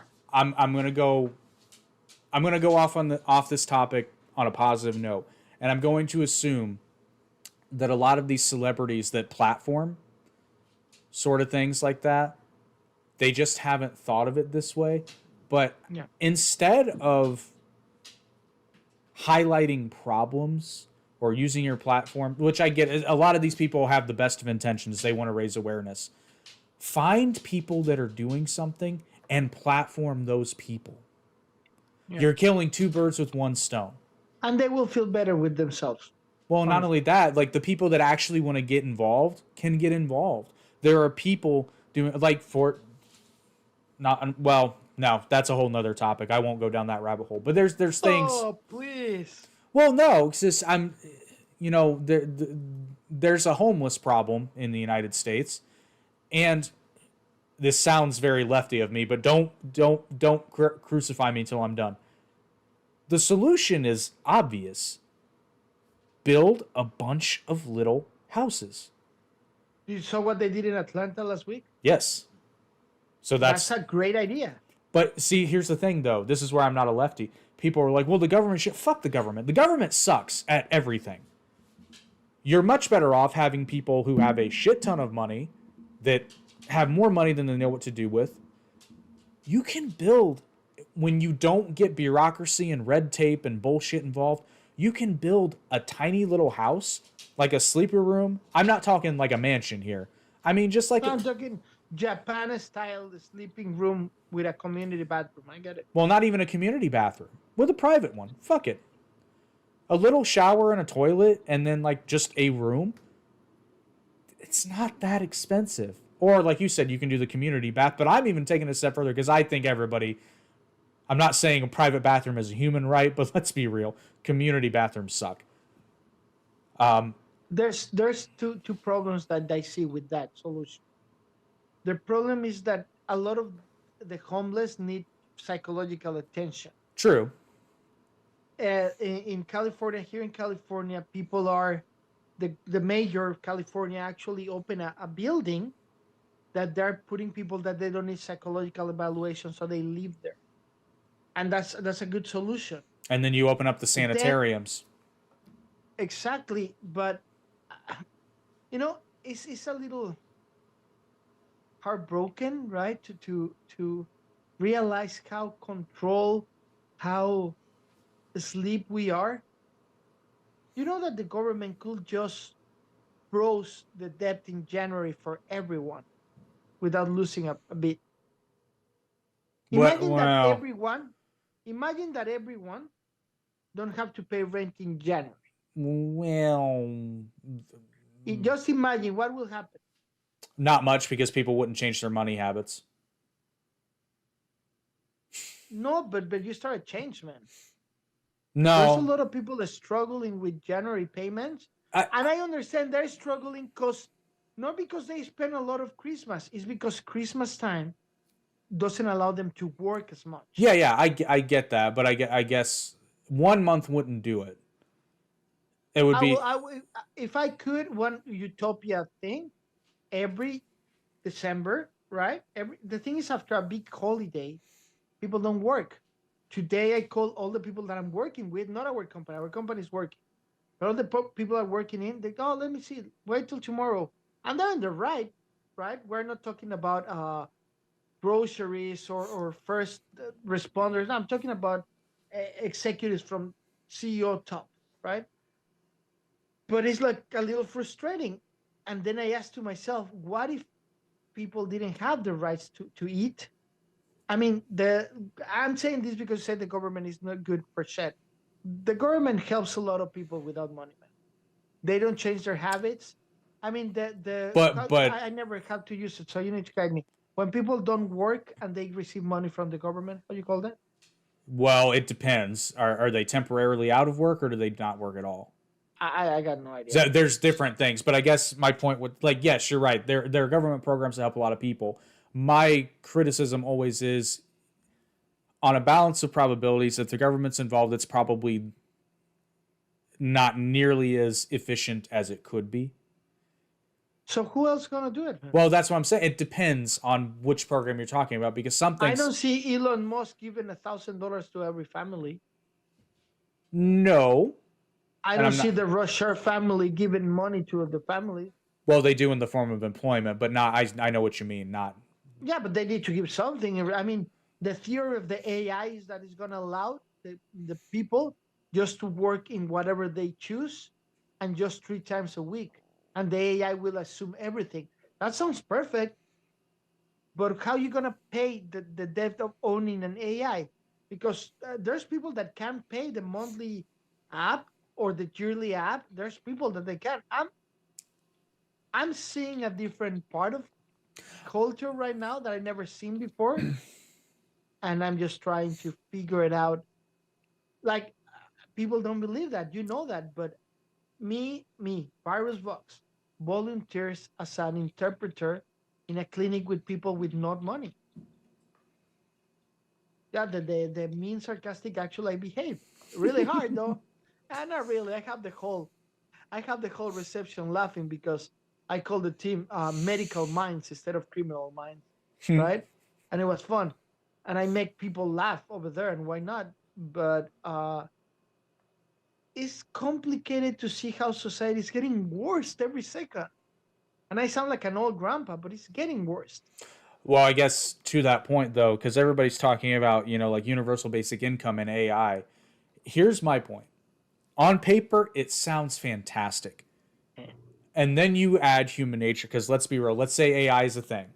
Now, what also comes with AI technology, and we're already seeing it, is AI chatbots in the form of female anatomy. Yeah. So if that becomes a reality, well, when that becomes a reality, because it's coming, it's coming hard. If it's becoming a reality for more people, it's already a reality. Yeah, and universal basic income becomes a reality. Let's be real here. A lot of men from the ages of whenever you start getting your UBI, let's just assume it's 18, from 18 to 30, 40, are going to take their UBI and spend that money on their AI girlfriend. Because, of course, you have to renew your subscription, right? But wait, it's already happening, bro. Yeah, it's and already they don't happening. put in no, but it's not putting just in the AI. They're spending their checks sending gifts to people in TikTok just because they look pretty. Yeah. So yes, you're right. It's already happening. So the system will not work because every time one of these utopian systems gets thought up, they never take into account human nature. And that is because most people will piss it away and still have no money because the issue isn't that there isn't enough money, at least not with everybody. The main issue isn't that there isn't enough money. The main issue is that people take the money they do get and they piss it away on stupid shit. I mean, casinos, drinking, The lotto, smoking, the lotto, drugs, weed, yeah, yeah. We even legal drugs, yeah. even legal drugs. I don't know. It's just, but again, we fall into the same that we always talk. Well, but Is even the even control, the governmental control or not? well, Stick it to the manioses. you know Remember? what? A lot of broke ass people bought PlayStation 5s when they came out. A lot of broke people buy the new iPhone when it comes out. Oh, hold a second. It's so unreal that the PlayStation 4 is $300 and the PlayStation 5 is $1,500. I'm talking when they got released. Yeah. That the Oculus Quest 2 is $300 and the new Oculus is $1,500 and they do exactly the same. Just with better Exactly the graphics. same. Bro, better graphics if you have an Min HD Yeah, I was gonna say $9,000 TV. minimally. Yeah, it's minimal. It's not a big change. Like It's a when it gimmick. was from Sega Genesis, right? From PS, like, oh, it was a difference. It's not. Again, it's just marketing because we're not. We feel so entitled to have everything that we're not value what's going on. Yesterday, of course, it's gonna be a week from now. The earthquake in Japan. You heard about that? Mm-hmm. Today, somebody told me I don't have money to eat. I got food for 2 days. Hey, you heard about the earthquake in Japan? He's like, you have 2 more days of food than them. Shut the fuck up. But Yeah. again, we feel so entitled to everything that is unreal, man. I mean, I don't mean to put everybody down. We're starting the year. It's the podcast number 20, and why not? But fuck human nature. Well, and I'm not saying I've never once said we shouldn't help people, but let's not pretend that a lot of people put themselves in their situations. I'm not saying don't help them, but throwing money at a problem doesn't solve it. Hollywood can attest to this. Throwing a shit ton of money at a bad problem doesn't fix Are the we talking problem. about Airbender again? Come on, dude. It wasn't that Actually, bad. I'm talking about the Flash. By the way, I got great news for you. Are we going to Going go back on? to the topic. Are we going on topic? I don't know. What was the first topic again? We were supposed to be talking about the public domain, but we failed. Yeah, because public domain. The second topic is the good stories. We talked already about that, but we haven't talked about something that is out that made me extremely happy that I didn't know. Call me naive, call me stupid, but I didn't know the Lord of the Rings was open for us to use. It's not. It is, sir. No, not the Lord of the Rings. Certain characters The from The Hobbit. the Lord of the Rings, Tolkien. I send you the list. I send you the list. The AI specifically said I went like what? I look into it.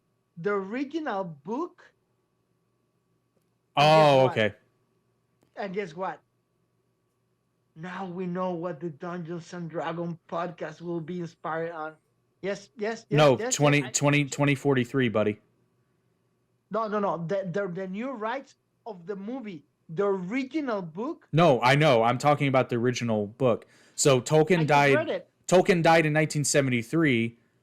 His copyright will expire in 2043. Now, because I read something about Gandalf and characters from The Hobbit,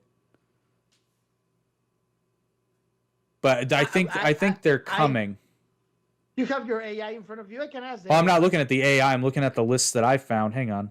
Just for people to know, the AI is not updated to 2023. Actually, the AI, the top chat GPT is updated to 2021 for people to know. Do you know that? No, I did not know that. If you ask them a question, they have records until 2021. Every day is learning more, right? But if you ask them till what date you have records, it will tell you 2021. So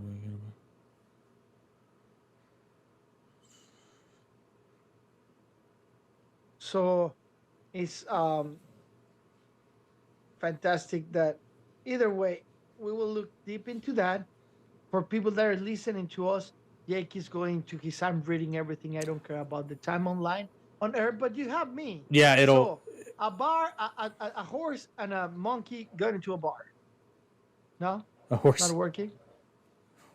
Yeah, man, it's a Okay, you Lord. see, I brought him back. I brought him back. No, no, I'm listening. I just don't know what you're talking about. Yeah, I was Lord. just making timing while you read. Yeah, the Lord of the Rings is not public domain yet, buddy. Uh but the AI told me Well, the AI lied to you. the AI doesn't lie. Yes, it does. It It's absolutely not. does.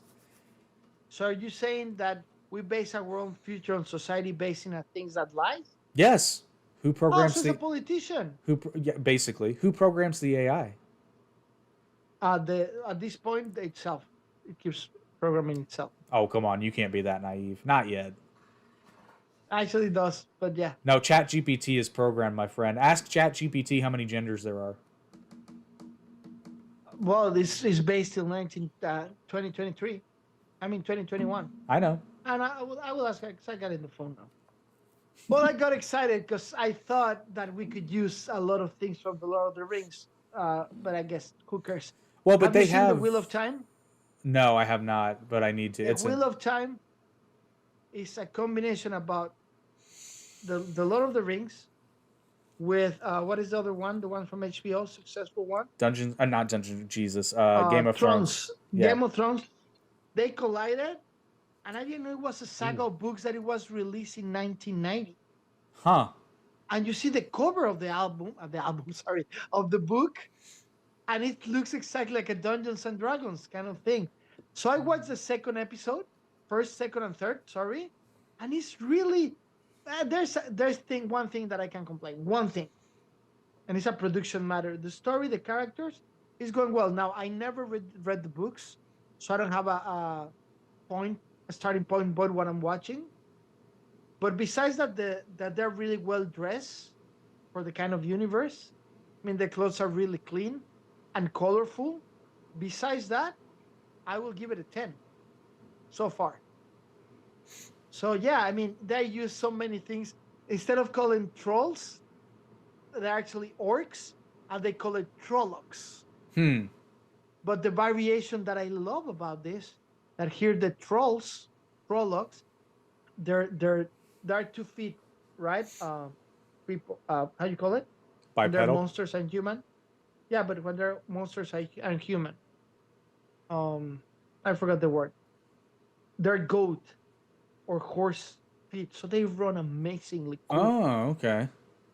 So it's a troll in the face with the body of like the dark troll from the Lord of the Rings, Mm-hmm. but with feet as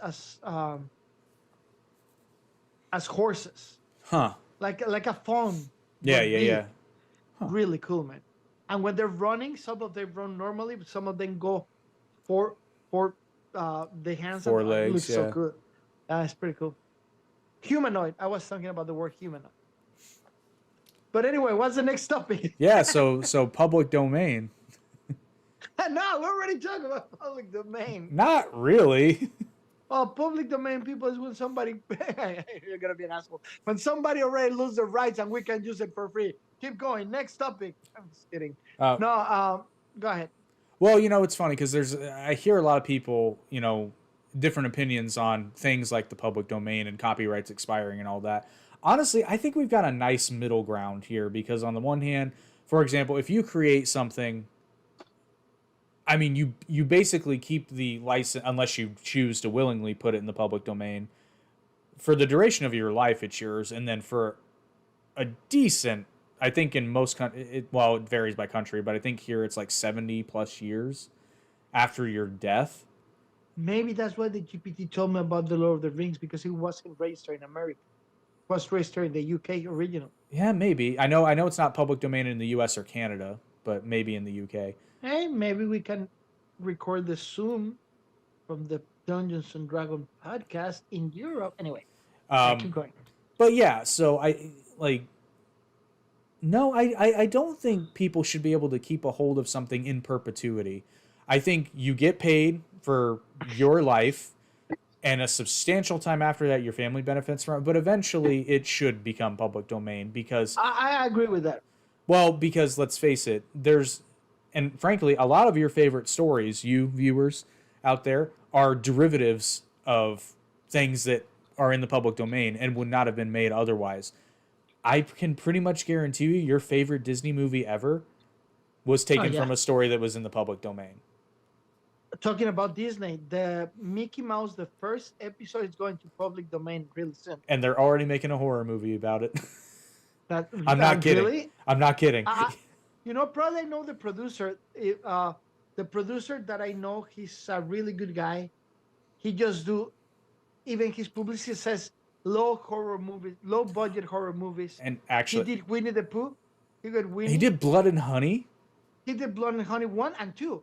He's the Okay, producer I you know. need to tell him the intro to that movie is bone chilling, and I hate and love him for it. Okay, I will. Come on, have him on, please. You know that it was like, yeah, I will invite. You know, I forgot about him. It was like 3 years ago that I saw what he was doing, and I told him, and I went public on LinkedIn. I say, you just tell me, and I will shadow you for a year without pay. He told me I will don't do that to you. I say, I'm not kidding. He's like, it was a joke, buddy. I go like, I'm not kidding. The way he actually teach me that even a worst bad movie makes profit of $12 million just printing the DVD into Walmart. Yep. Just with Walmart and $1 stores, make $12 million a bad movie. Well, so actually, you're gonna make me change one of my recommendations because of that point right there. Anyway, so public domain, I think that is a good thing. I'm with you there. I'm really excited because it's changing the whole perspective of what we're gonna do with the books. I really think that it will be an amazing idea to twist Frankenstein, Dracula, and all them, right? To make it cooler, Marvel Comics kind of shed, Avengers. It's been done, but It's been done, but not in the right way. I know with our perspective, like Force and Corp. Like, what are you thinking? The Gentleman? no. It's one of my recommendations. I'll get there in a moment, but Okay. which actually, okay, fun fact, because I was gonna recommend League of Extraordinary Gentlemen, but that would have made 2 movies. So, I love that movie. A lot of people Really? hated it. I loved it. Still love It it. was entertaining, but I didn't love it or hate it. I I was too really young liked when it. I watched it. So I didn't- was super young when I watched it too, and when I watched it the very, very first time, I didn't like it. I love it. I think like The Invisible Man a lot. Well, but see, here's the thing though. So this is why I love the concept of the public domain. So that movie would not have been made otherwise. But the public domain gives artistic people a starting point that they can use to not only expand their creativity and their influence, but also help them learn. Because, like, if you want to make a low budget horror movie, but you want something that's going to get attention, for example, you take a beloved children's tale like, oh, I don't know, Winnie the Pooh, and you spin it, and that gets people to see it. If he had made that movie just about a random stuffed bear, no one would have watched it. But because it was Yeah. Winnie the Pooh, it garnered interest, and now I guarantee you he's getting approached for other projects. Guaranteed. Well, actually, he's really serious, and he's just continue his path. Okay. And that's what he's doing the second one. And he released around a movie every 2 months, man. I Yeah, mean, the guy's a okay, beast. okay. So let me. But yeah, he's getting more opportunity. He's than investors, of course. he's getting noticed. I'll put it that way. Yeah. You know, So I know it's your recommendation, but I'm dying to know what has been done that like superheroes. oh, Creature Commandos. Never seen it. Yeah, the comics are old, but I forget what movie it's part of. It's a movie. It's an animated movie on HBO Max. It's kind of like an anthology film, but one of the stories is creature commando story, and the concept is it's World War II, and the Allies need a secret weapon to combat the Nazis, so they recruit Frankenstein's. They Oh, recruit yeah. Frankenstein's Yeah, monster. dude, I can do it way better. Come on, please. Well, I'm just saying, like it was much better than I thought it was going to be, but Yeah. it But get anyway, I it's don't know got yet yeah, what we're gonna do. I it's really don't know, but yeah, just I it's got excited when I read the Tolkien thing, and I'm like, ah, because I read it before we started well, I the mean, podcast. let's be real though. In essence, it's already public domain, just not the character names, because things like halflings, hobbits, wizards, goblins, orcs, Yeah, but elves. the simple fact that you cannot use the word hobbit, Dungeons Actually, and I Dragons use it in Dungeons and Dragons use AD&D use halflings. yeah. Okay, so yeah, hobbits probably one Actually, of the those. Hobbit they use it. They call it kenders. Yeah, that's right. Yes. Like the orcs, they don't call it orcs, but in the Wheel of Time they call it trollocs. But they all goes to the White City, and of course you can. But I know there's a way to go around it, but it's like you say, it's not the same to do the stuffy killing bird that Winnie the Pooh, right? Yeah, it's not. But yeah, so the public domain is great, and I wish Hollywood would exploit it more. They do. They do. I don't know if you know this is a theory. Um, Everything that we see from Batman, like animated, there are stories created for something else that they adapt. Yeah. DC and Marvel. Same with comic books. When I was reading Old Logan, really good movie. I mean, sorry, comic book. It's called The Old Logan, and it's alternative reality when Logan gets old and actually the villains work together for the first time and they eradicate the heroes. And the only survivor, a few, but the only main survivor is Wolverine, that he retires from being Wolverine, married a woman, has two kids, but then obviously gets killed and opens a new dimension. I'm pretty sure somebody wrote a story of an old man, blah, blah, blah, so and sold it to Marvel. Marvel bought it, and Oh yeah, I'm sure. so I'm sure. that's a normal. So many things that we watch is based in public domain, Shakespeare, right? Post, many things are like that, just adapted. So, Yeah, that's true. So, have you ever been afraid of your pets? no. Ozzy's looking at me like he want to beat me again, like he beat me again, and today in the morning he tried to. And I was giving his cookies right now. For everyone to know, Ozzy's my dog. He's a rescue dog, but he's 19. He's turning 19. So as I have everything dark in the house, just have a special life for the podcast. Like I love darkness. I'm not talking about I'm gonna be emo and go like this. No, no, You no, merely no. you merely adopted the dog. I When was I when I born in Yeah, it. but if I go dark, I go the whole house. Look, it's like bye. That's some background. But you know what I mean? Um, the point is, I uh, I was giving him his cookies. Meanwhile, we're talking right now, and I always grab his little cookies and break it like in four pieces. And the last piece I actually throw it to the floor. And it's my own dog. I'm afraid of my own dog.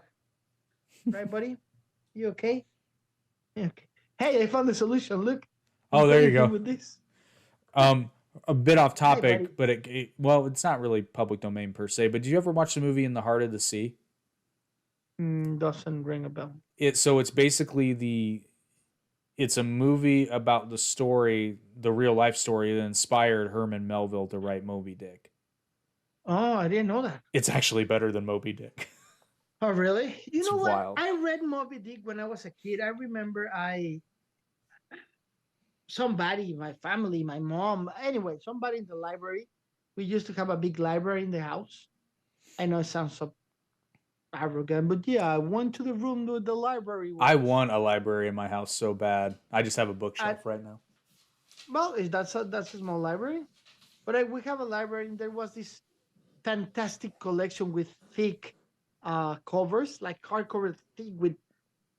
And I read Moby Dick that because me and school wasn't friends, so I stayed in the house many times, even hidden in the house that they thought somebody took me to school. Honestly, I know it sounds sad, but it was fun for me. And I read that, and of course, that's when I read everything from Jules Verne. That's in public domain, Jules Verne. Did you It Google it? Come should on. be. It should be. I would think so. Ooh, ooh, ooh. Yeah, that's why The Rock is making the travel of the center of the earth so many times with Tim Robbins, right? If I can type Vern public. You can back in time. Pasito. Yes, they Really? are. The books Mm, written by Jules Verne are in the public domain. it was really good, man. Yeah. Oh no, Journey to the Center of the Earth is a great book. Even the fact that people still read it to this day, even though it's all been disproven, because you have to remember at the time that was, I don't know if I'd go so far as to say it's a legitimate theory, but like it was a lot more plausible than it is today. When he wrote it, 1936, Oh, I thought it was older. 1914. No, it's Yeah, older it's than that. older. Yeah, it's It's not 18, 18. 18s, Oh, yeah. really? Well, because remember in Back to the Future Part 3 in 1885, Doc Brown references Knows about Jules it. Verne. Yeah, that's what I thought. Journey. God, I can't type today. Journey Yeah. to the Center. There we go. 1743. 1864. Wow. So That's it an was old motherfucker. first published in French and then was later reissued in Jules Verne. 1867. Yeah, because his name is Jules Verne. That's true. It's not Julius Berg. It's not Dr. J, people. No, I think we actually accomplished every topic, not in the right order. but we I did. think we did. Yeah, I guess we So- did. We did kind of sprinkle public domain. But basically, Yeah. if you're an artist of any kind and you're looking for inspiration, something to get started with, just look at what's in Listen the to public Taylor domain. Swift. Yeah, because she will. Taylor Swift will inspire you to change the world. Sorry, I interrupt you. No, Like just always, I check out what's in the public domain. I'm gonna turn myself not blue again because apparently I need to Why? change I these kind light of bulbs. like it. I feel like I'm in a Cameron movie. No, what I James need to I Cameron need to, I movie. need to change these light bulbs is what I need to do. But But it's like you're in a kind of... Look at that arm. Show it to the people. We've been working out, people. Look at that. We've been working out like here, this. make a Oh, muscle. Look at that. Look at that. Look at that beast. Like it? You like it? You Sure. love it? I'm preparing to beat somebody that run to Dominican Republic with these arms. Anyway, let's don't talk about that. But I'm gonna beat so bad. You know what? I'm gonna start taking Krav Maga just for that point. Because the way that everything is going, I'm gonna have like 3-4 years to do it. So I can take Taekwondo in the morning. Are you Krav Maga doing in the afternoon? Are you doing No, no. taekwondo? No, of course not. I'm kidding. Oh. I hate fist fight. I hate all that. I don't hate it. I like different kind of sports. I'm gonna start training in the morning Taekwondo. After lunch, Krav Maga, and at night the karate. So I'm gonna be able to compete to be the karate kid. You saw that competition? No, apparently I missed it. Let me before we go to recommendations. So, Mr. Miyagi, the new Mr. Miyagi called Jackie Chan. Just calm down. It's a good movie. Mr. We talked about Han. this before. Mr. Han is cool.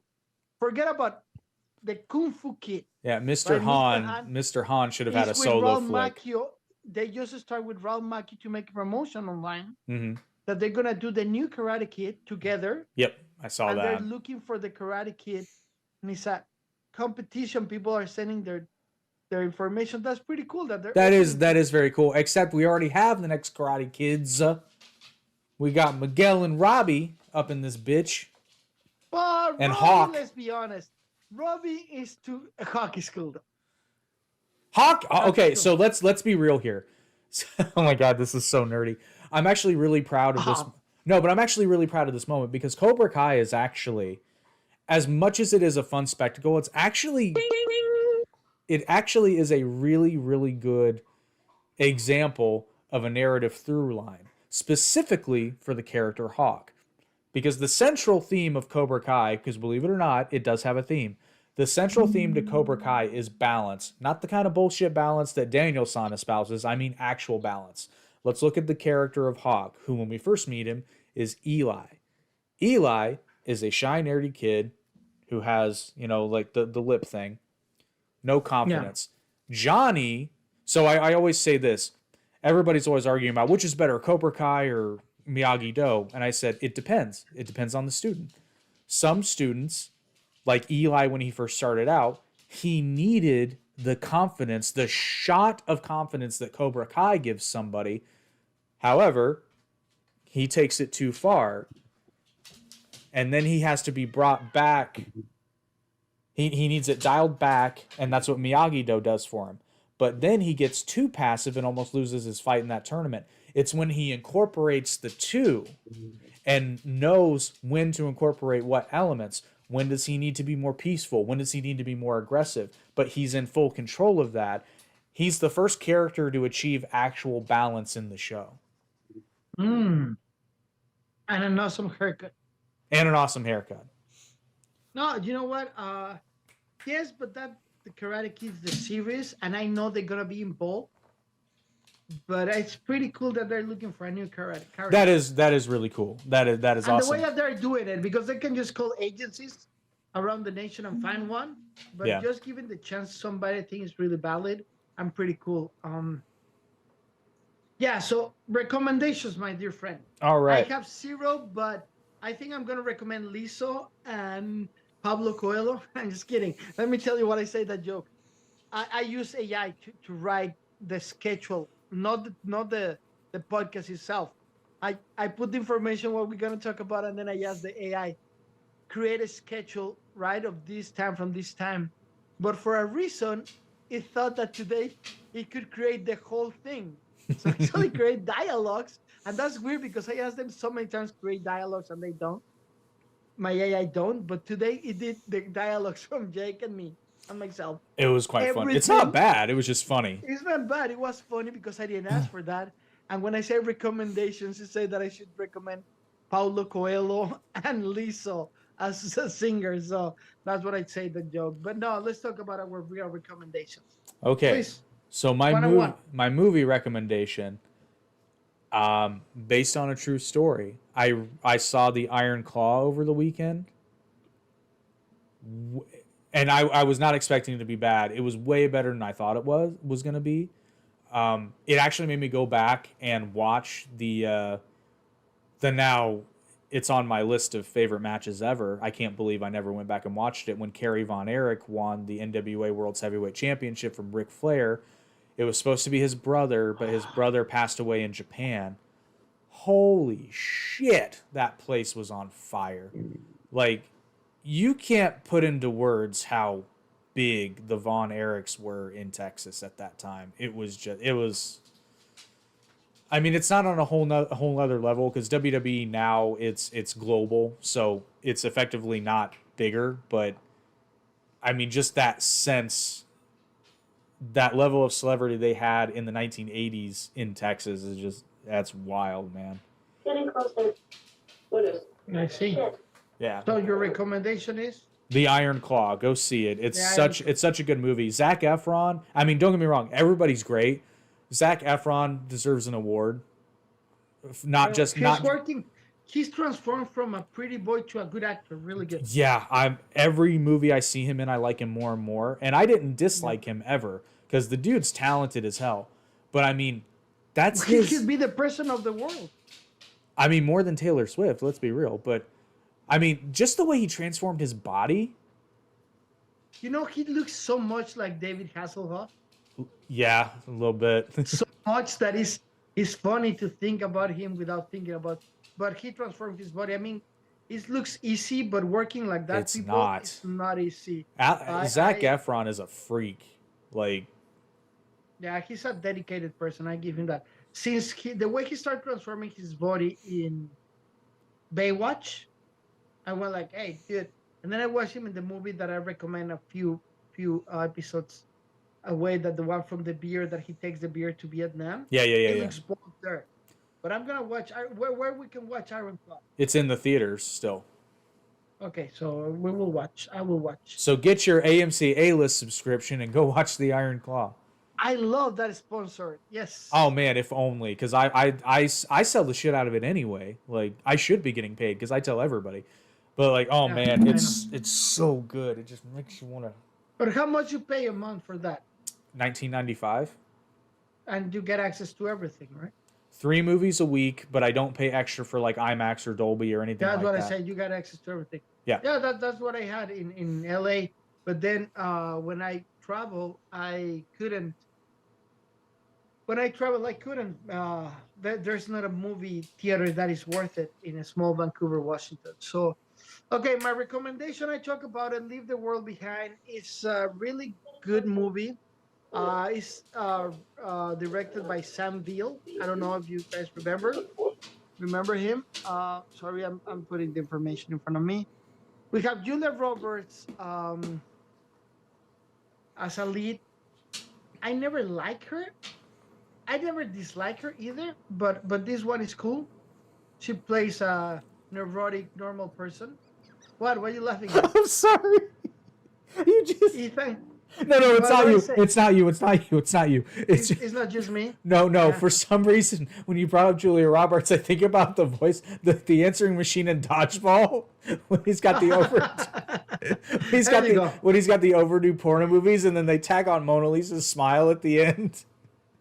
That now it makes sense what you were laughing. So like I say, Julia Roberts, Marcel Elias, Ethan Hawke, Kevin Bacon. It's a really good cast. It's a surprisingly good movie. We talk about it. I was surprised that the producers were the Obamas, between many more. But that's my recommendation. Just got released in Netflix, so go ahead and watch it. Yeah, Mona Lisa smile is awful, by the way. Yeah, It's not a good movie. So my TV show recommendation I already touched on is, which it's not really a TV show, Creature Commandos. Much better than I thought it was going to be. But the concept, it gives off hardcore League of Extraordinary Gentlemen vibes. But it's worth watching. It was significantly better because the concept of how they control them, because like these are not willing participants. You know, they're being coerced into, like they got Dracula on like a blood leash essentially. Like, hey, you want your blood? You better do what we fucking tell you. cool. Yeah, it's pretty I got good. a question for you. Where we can watch this? The one I'm talking about, and I'm sorry, I can't remember the name of the movie it's attached to, but it is on Max. I'm sure if you look up Creature Commandos, you'll Max. find it. Yeah. That means Max, not my alter ego Max. Yeah. It's HBO Max. You know what? They changed that name and made it complicated. HBO Max was fine. Yeah, but I don't know. I know. They had. It's not just HBO. I get it. I get it. So my TV show I'm going to recommend is in Hulu, and it's called The Godfather of Harlem. It's part of the actual person event, the Godfather of Harlem. Reimages, I love. When I read that, I gotta watch it. The historian, famous crime boss Bumpy Johnson. That if you remember, Bumpy Johnson was in American Gangster. Bumpy Johnson was the first gangster that he was a driver for, and goes to Malcolm X and a lot of living and dead people involved in the story around Harlem in the 60s. So really have recommended. The Bumpy Johnson is Forrest Whitaker. So and the counterpart is Vincent D'Onofrio. So there's not a way that it's a bad movie. I mean, a bad TV show. First season got released in 2019. I don't think it's gonna be a second one. It was a one season thing. Yeah. But it's a really good Godfather of Harlem in Hulu. Your turn. All right. So my weird one is another movie, but when you brought up the whole like not B movie, but the whole like low budget movie making money, it reminded me. So there's a producer. I think he's still making movies. His name's Dave DeFalco. He specialized in kind of those like shocker, like low budget horror movies. But the movie I'm recommending is actually, and it's attached to wrestling too. So my favorite wrestler, and to a certain extent still is, but certainly when I first got into wrestling back in 2006, was Rob Van Dam. You have to do it if you're a fan. But so he didn't leave the wrestling industry per se, but he started doing other things. And one of the things he wanted to do was he wanted to start acting in movies. And he did a movie with Dave DeFalco, which has no business being as good as it is, but it's a real The movie's called Wrong Side of Town, and that essentially is the plot. It's kind of one of those like 80s action movies. Guy's in an unfortunate situation in a place where he shouldn't be, and he's got to get out. Fortunately, he's ex-military and can kill motherfuckers with his hands. But it's a, for what it is especially, it's a really good movie. I enjoy it. Like it's good. And then there's a lot of fun cameos. Like there's other wrestlers, like Dave Bautista's in it, which Dave Bautista is actually a hell of a fighter. And he gets hell of a fighter and a hell of an actor now. This is before he got big though.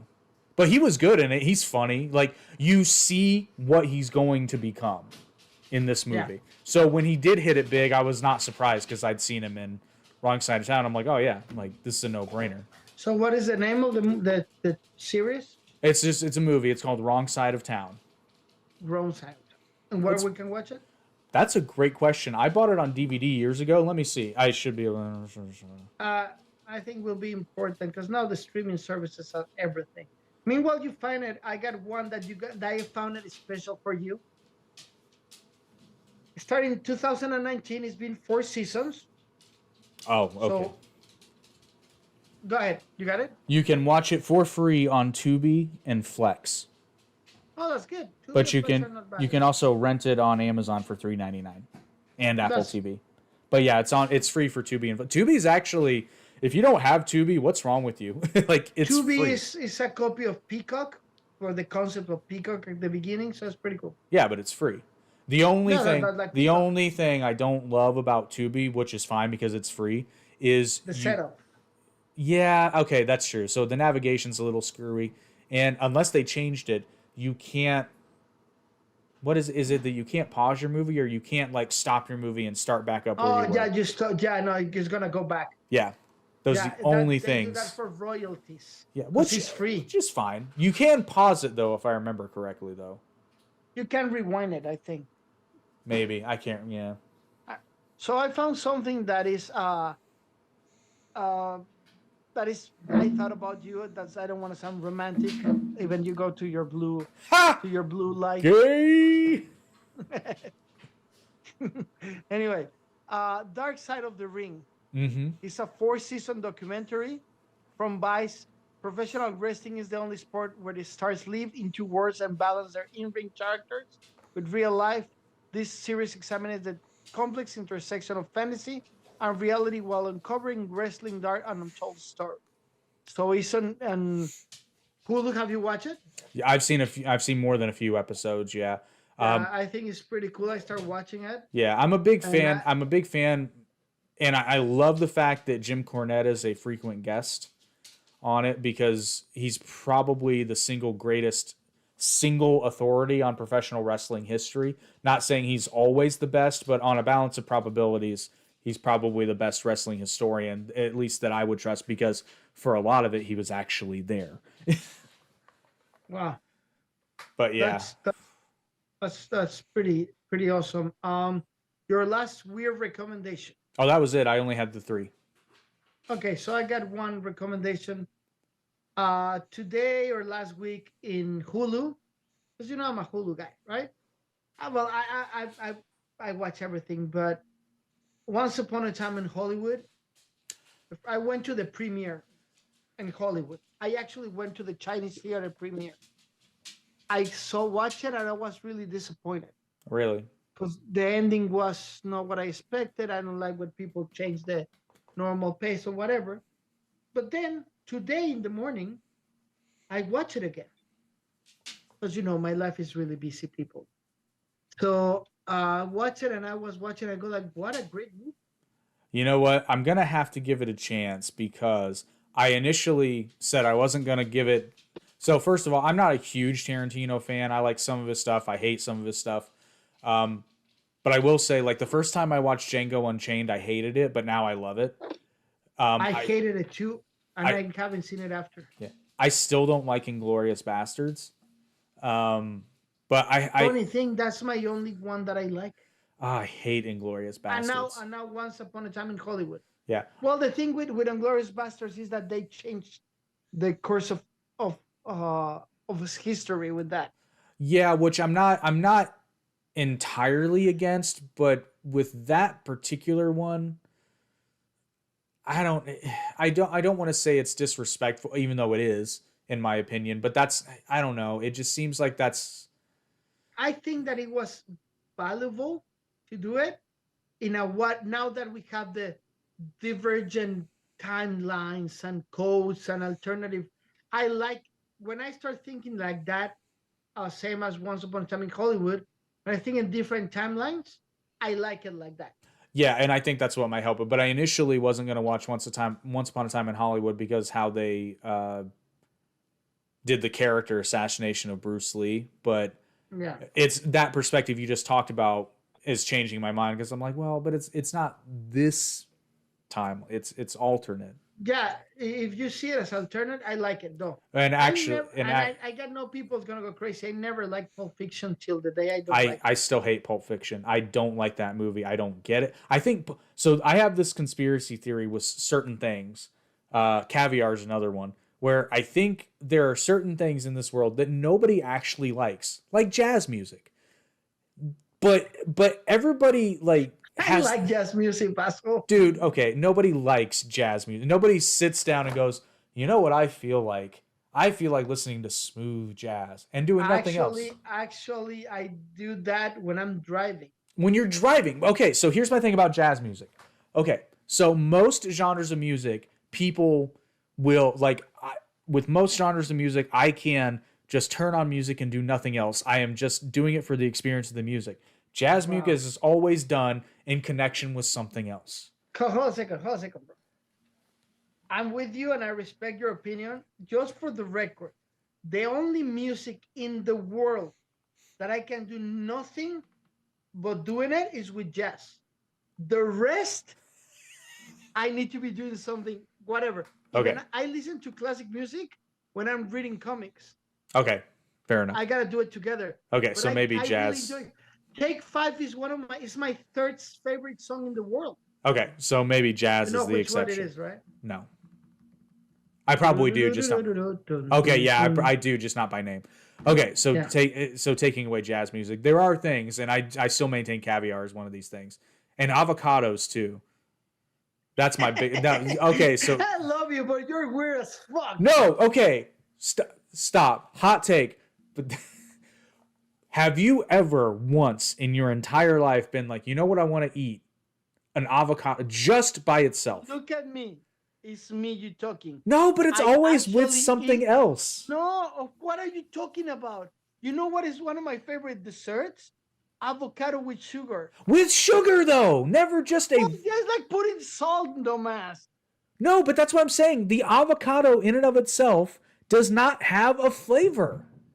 What are you talking about? It doesn't have a flavor. It is tasteless. I have cues of avocado just watching TV.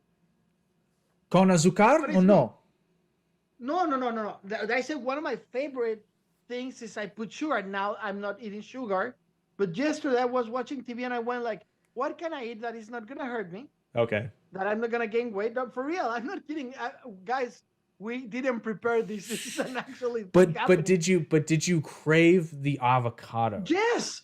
When I thought about it, my ass. I swear to you, bro, you know everything I do.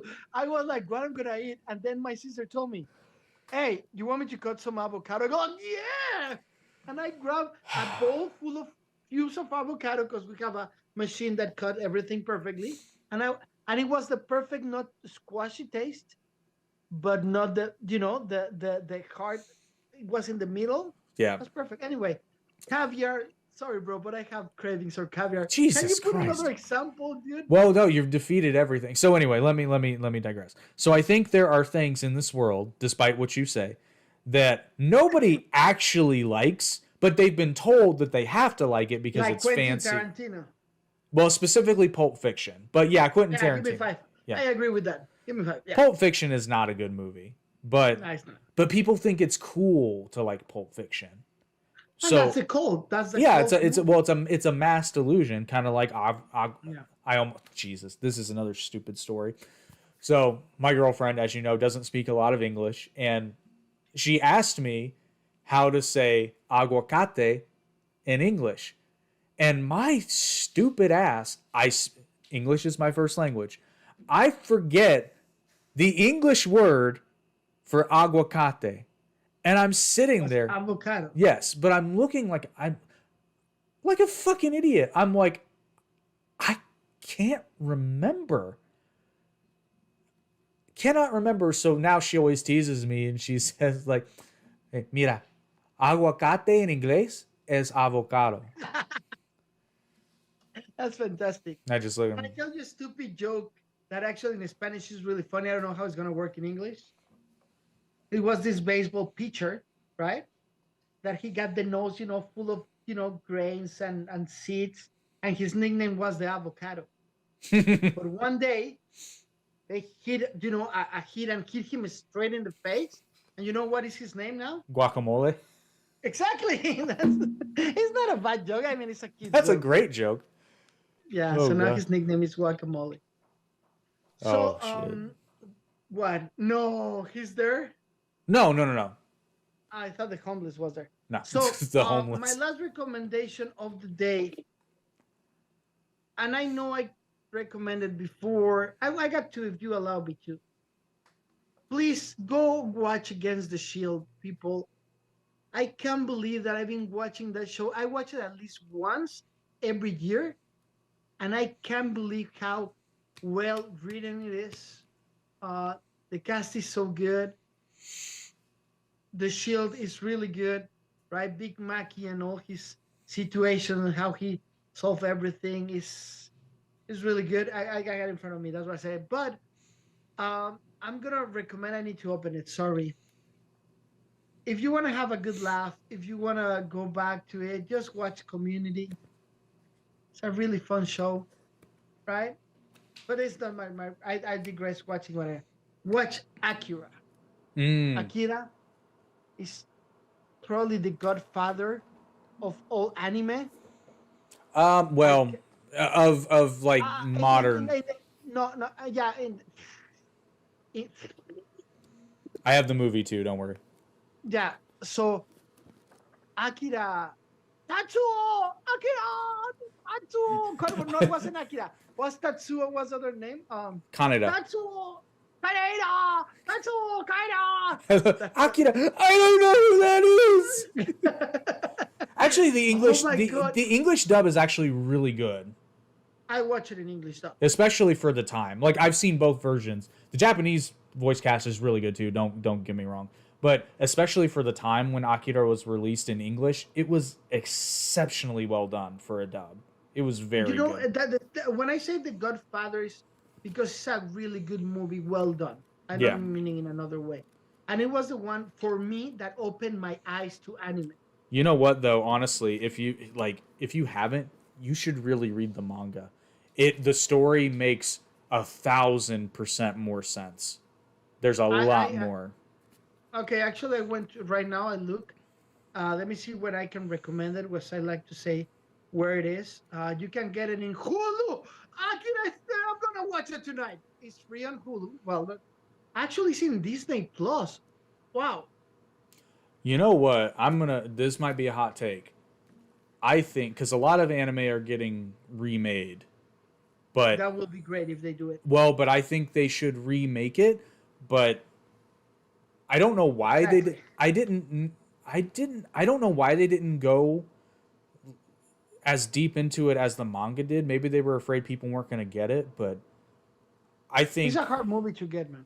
well, I know, but that's what I'm saying. The manga actually everything makes more sense because it's better told story. Like in the movie, he kind of runs into K, whereas in the manga, it makes sense as to how they end up together, and Kaneda is much more involved in the plot. But remember, he's small involved because you want to be like him.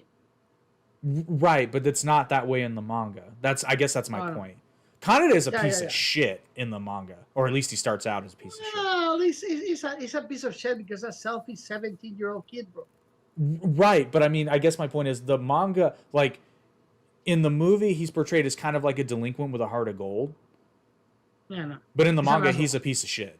Like I'm gonna be honest with you. I read the manga 25 years ago, so I barely remember. Well, Kaneda meets I'm. Kay because he's trying to assault her, basically. Oh, really? Yeah, that's when they first meet. Oh, wow, I didn't know that. Yeah. So I'm wondering why isn't up in Disney? So Disney bought the rights. Apparently. That's spooky, man. They own everything. If they buy Burger King or McDonald's, we're done. They will own everything. You know, up until now, I would say Burger King and McDonald's won't sell, but now there are whispers of Apple acquiring Disney. Yeah, I heard that. It's been around. I don't think it's gonna happen. I don't think it. I hope it doesn't happen. We need diversity of creation, and these But it will super. go better, bro. Yeah, Okay, but my Funimation is part of Disney now. That's what it is. what is? Funimation. Do you know that app? Funimation is I'm all. I'm well aware of Funimation. Now, did they license It's, Funimation content or did they buy Funimation? I got no idea. I just put Akira in. I'm looking at it. It's in Disney Plus Akira, but when it starts Funimation, so I can watch it when I put the options where to watch it. It's in Funimation, Hulu, Disney Plus, or Crunchyroll. I don't know what that is. Okay, so Sony bought Crunchyroll. That makes sense. That makes sense. So because this is so stupid. Well, it's not stupid. It's weird how things connect. So I got a really odd hankering to watch Shin Godzilla out of nowhere, and I was looking where to find it. Intended only for mature audience. Sorry, I pushed play to see what's up with Akira. No, yeah. Sorry, they didn't buy Funimation. I'm sorry to interrupt. It's in the beginning of the movie, both in Hulu and Disney says Funimation Yeah, to start the show. gotcha. So they licensed it. Yeah. But that was odd because, as you all know, Sony owns the distribution rights for Godzilla in the United States, and it was weird because the only place you can watch Shin Godzilla legally in the United States is on Crunchyroll, and I thought that was odd because Funimation apparently has the distribution rights, but now I see Funimation is owned by Sony, so that makes sense. They must be Yeah, I mean, they must be throwing their Japanese content through Funimation, I guess. well, that's good. That's Yeah, and call me weird. I'm a Sony guy. weird. Sorry. You're supposed to say bless you, my dear friend. Well, I What had is wrong with your Gesundheit. manners? Who's Gesundheit? That's not me. I'm just kidding. So I wanna throw something before we finish the podcast. If you guys are listening to us, we have a lot of following, then we decay a little, then we up. It's going like that. We understand the system. But if you have ideas how we can be better, just put it in the comment. If you don't like that I yell so much, I stop yelling. If you want me to curse, that's not gonna happen. To curse less, I that's not will gonna happen. I will still say whatever I damn well please. Yeah, exactly. I will. But we are open to constructive criticism. Yes, and I will highly recommend that you have intercourse with yourself after that opinion. But my point is that we love your opinion. Please subscribe. Every time before we start doing this, every time I go and see somebody that says, don't forget to like and subscribe. And I regret that we don't do it at the beginning of the podcast because everyone does it and that's what they have as a subscriber. So please, thank you to the people that is subscribed. Thank you for sharing. Thank you for watching. And for the most, thank you for keep listening to our stupid perception of the world. Hey, maybe we should institute a rule that in order to play Virus Quest, you have to be a subscriber. You know what? That's a new rule that is accepted. And I highly recommend that another rule that we can put is that starting the podcast, we need to say, please follow us, like us, and share. And share. Gotta All share. right. Like I never like share because I do believe in life after love. Oh, sorry, that was another share. And Sorry. man, if I could turn back time. Yeah. Actually, I know. I'm not even ashamed to admit it. I love Cher. I will do share. Dude, And she's 17. Turn Back Time is one of the best songs ever recorded. Turn back time. Yeah, it makes you do the head thing.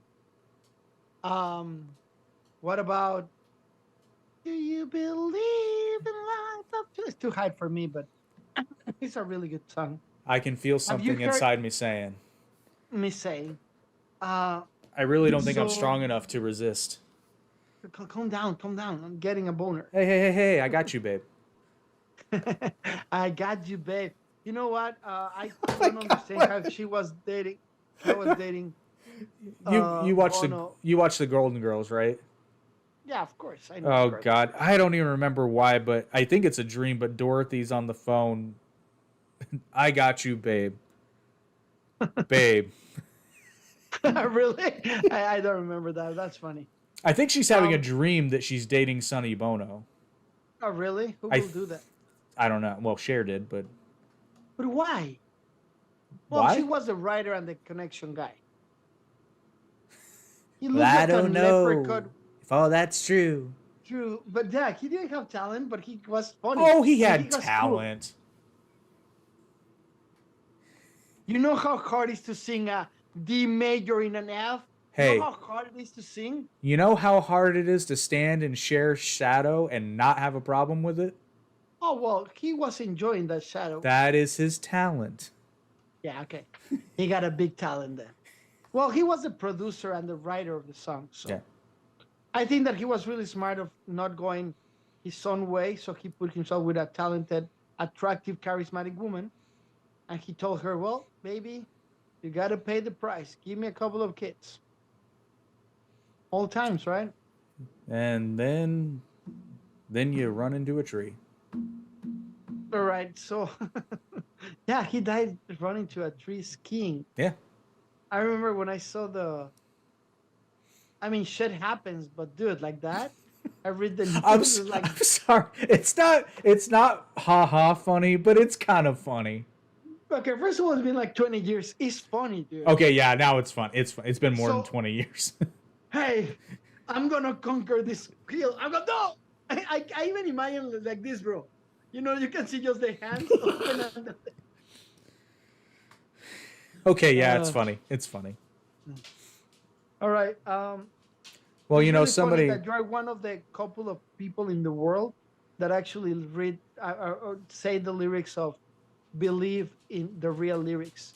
Oh yeah, Even Adam Lambert did a cover, magnificent cover, and he didn't say, I can see, how you call it? Oh, I can feel something inside me saying. me saying. Yeah, me They say saying. myself. They say myself. Oh Many no, people say it's myself. I can see something inside me saying. yeah. I really don't think I'm strong enough. No. There you go. Oh, what One is more what time, is what Sean, is that's what Sonny is Bono.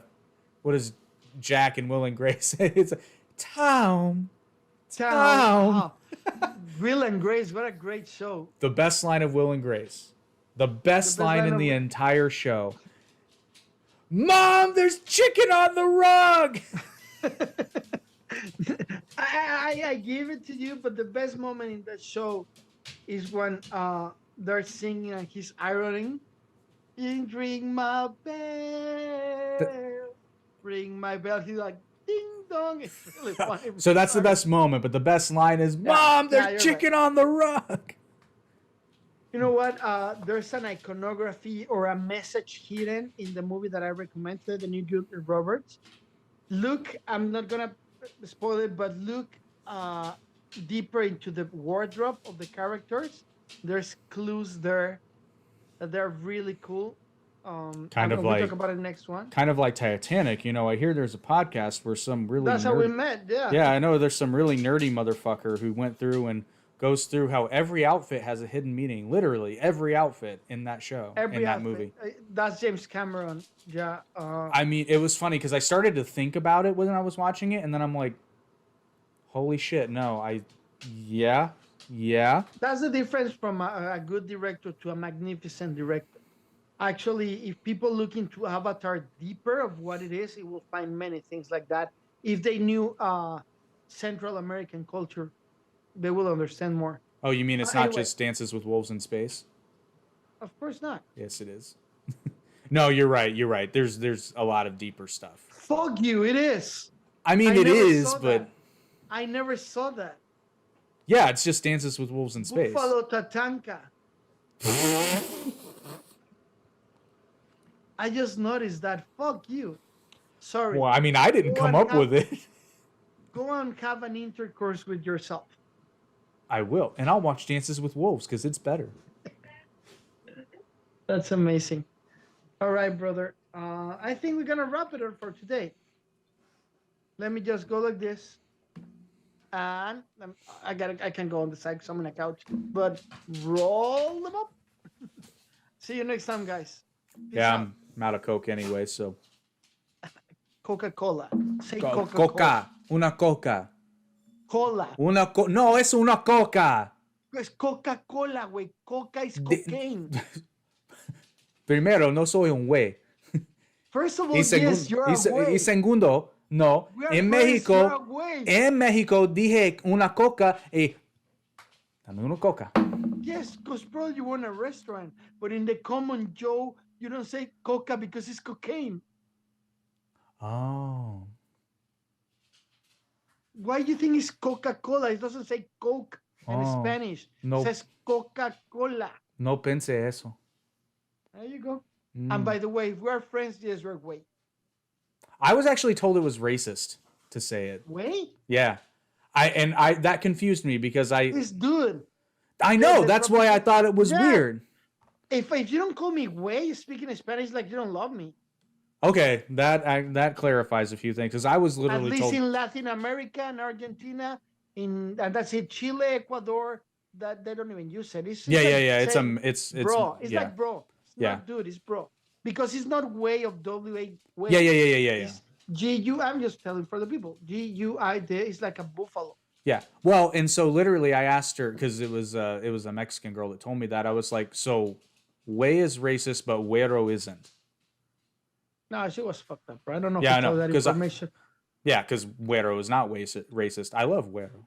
Okay, güero is not racist No. from a Mexican saying it to somebody else because in Latin America, I'm güero. Yeah. Oh, you are? I don't know. Maybe. No, bro. In Mexico, I'm güero because I'm not brown.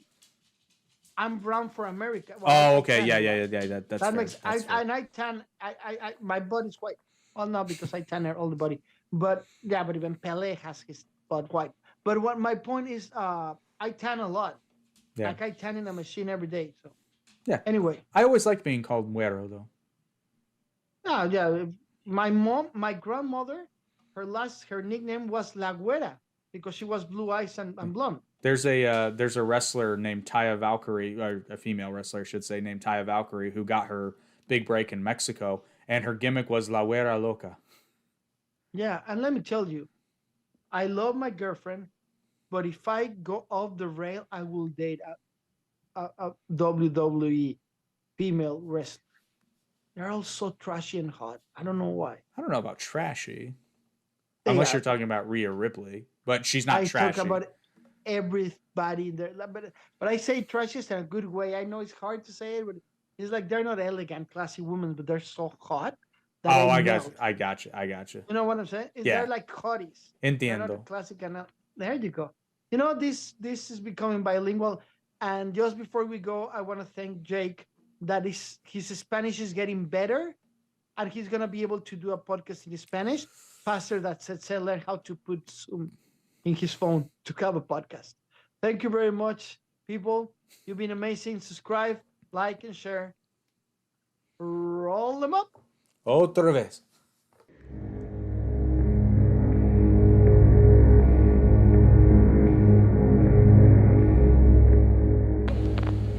I have a dream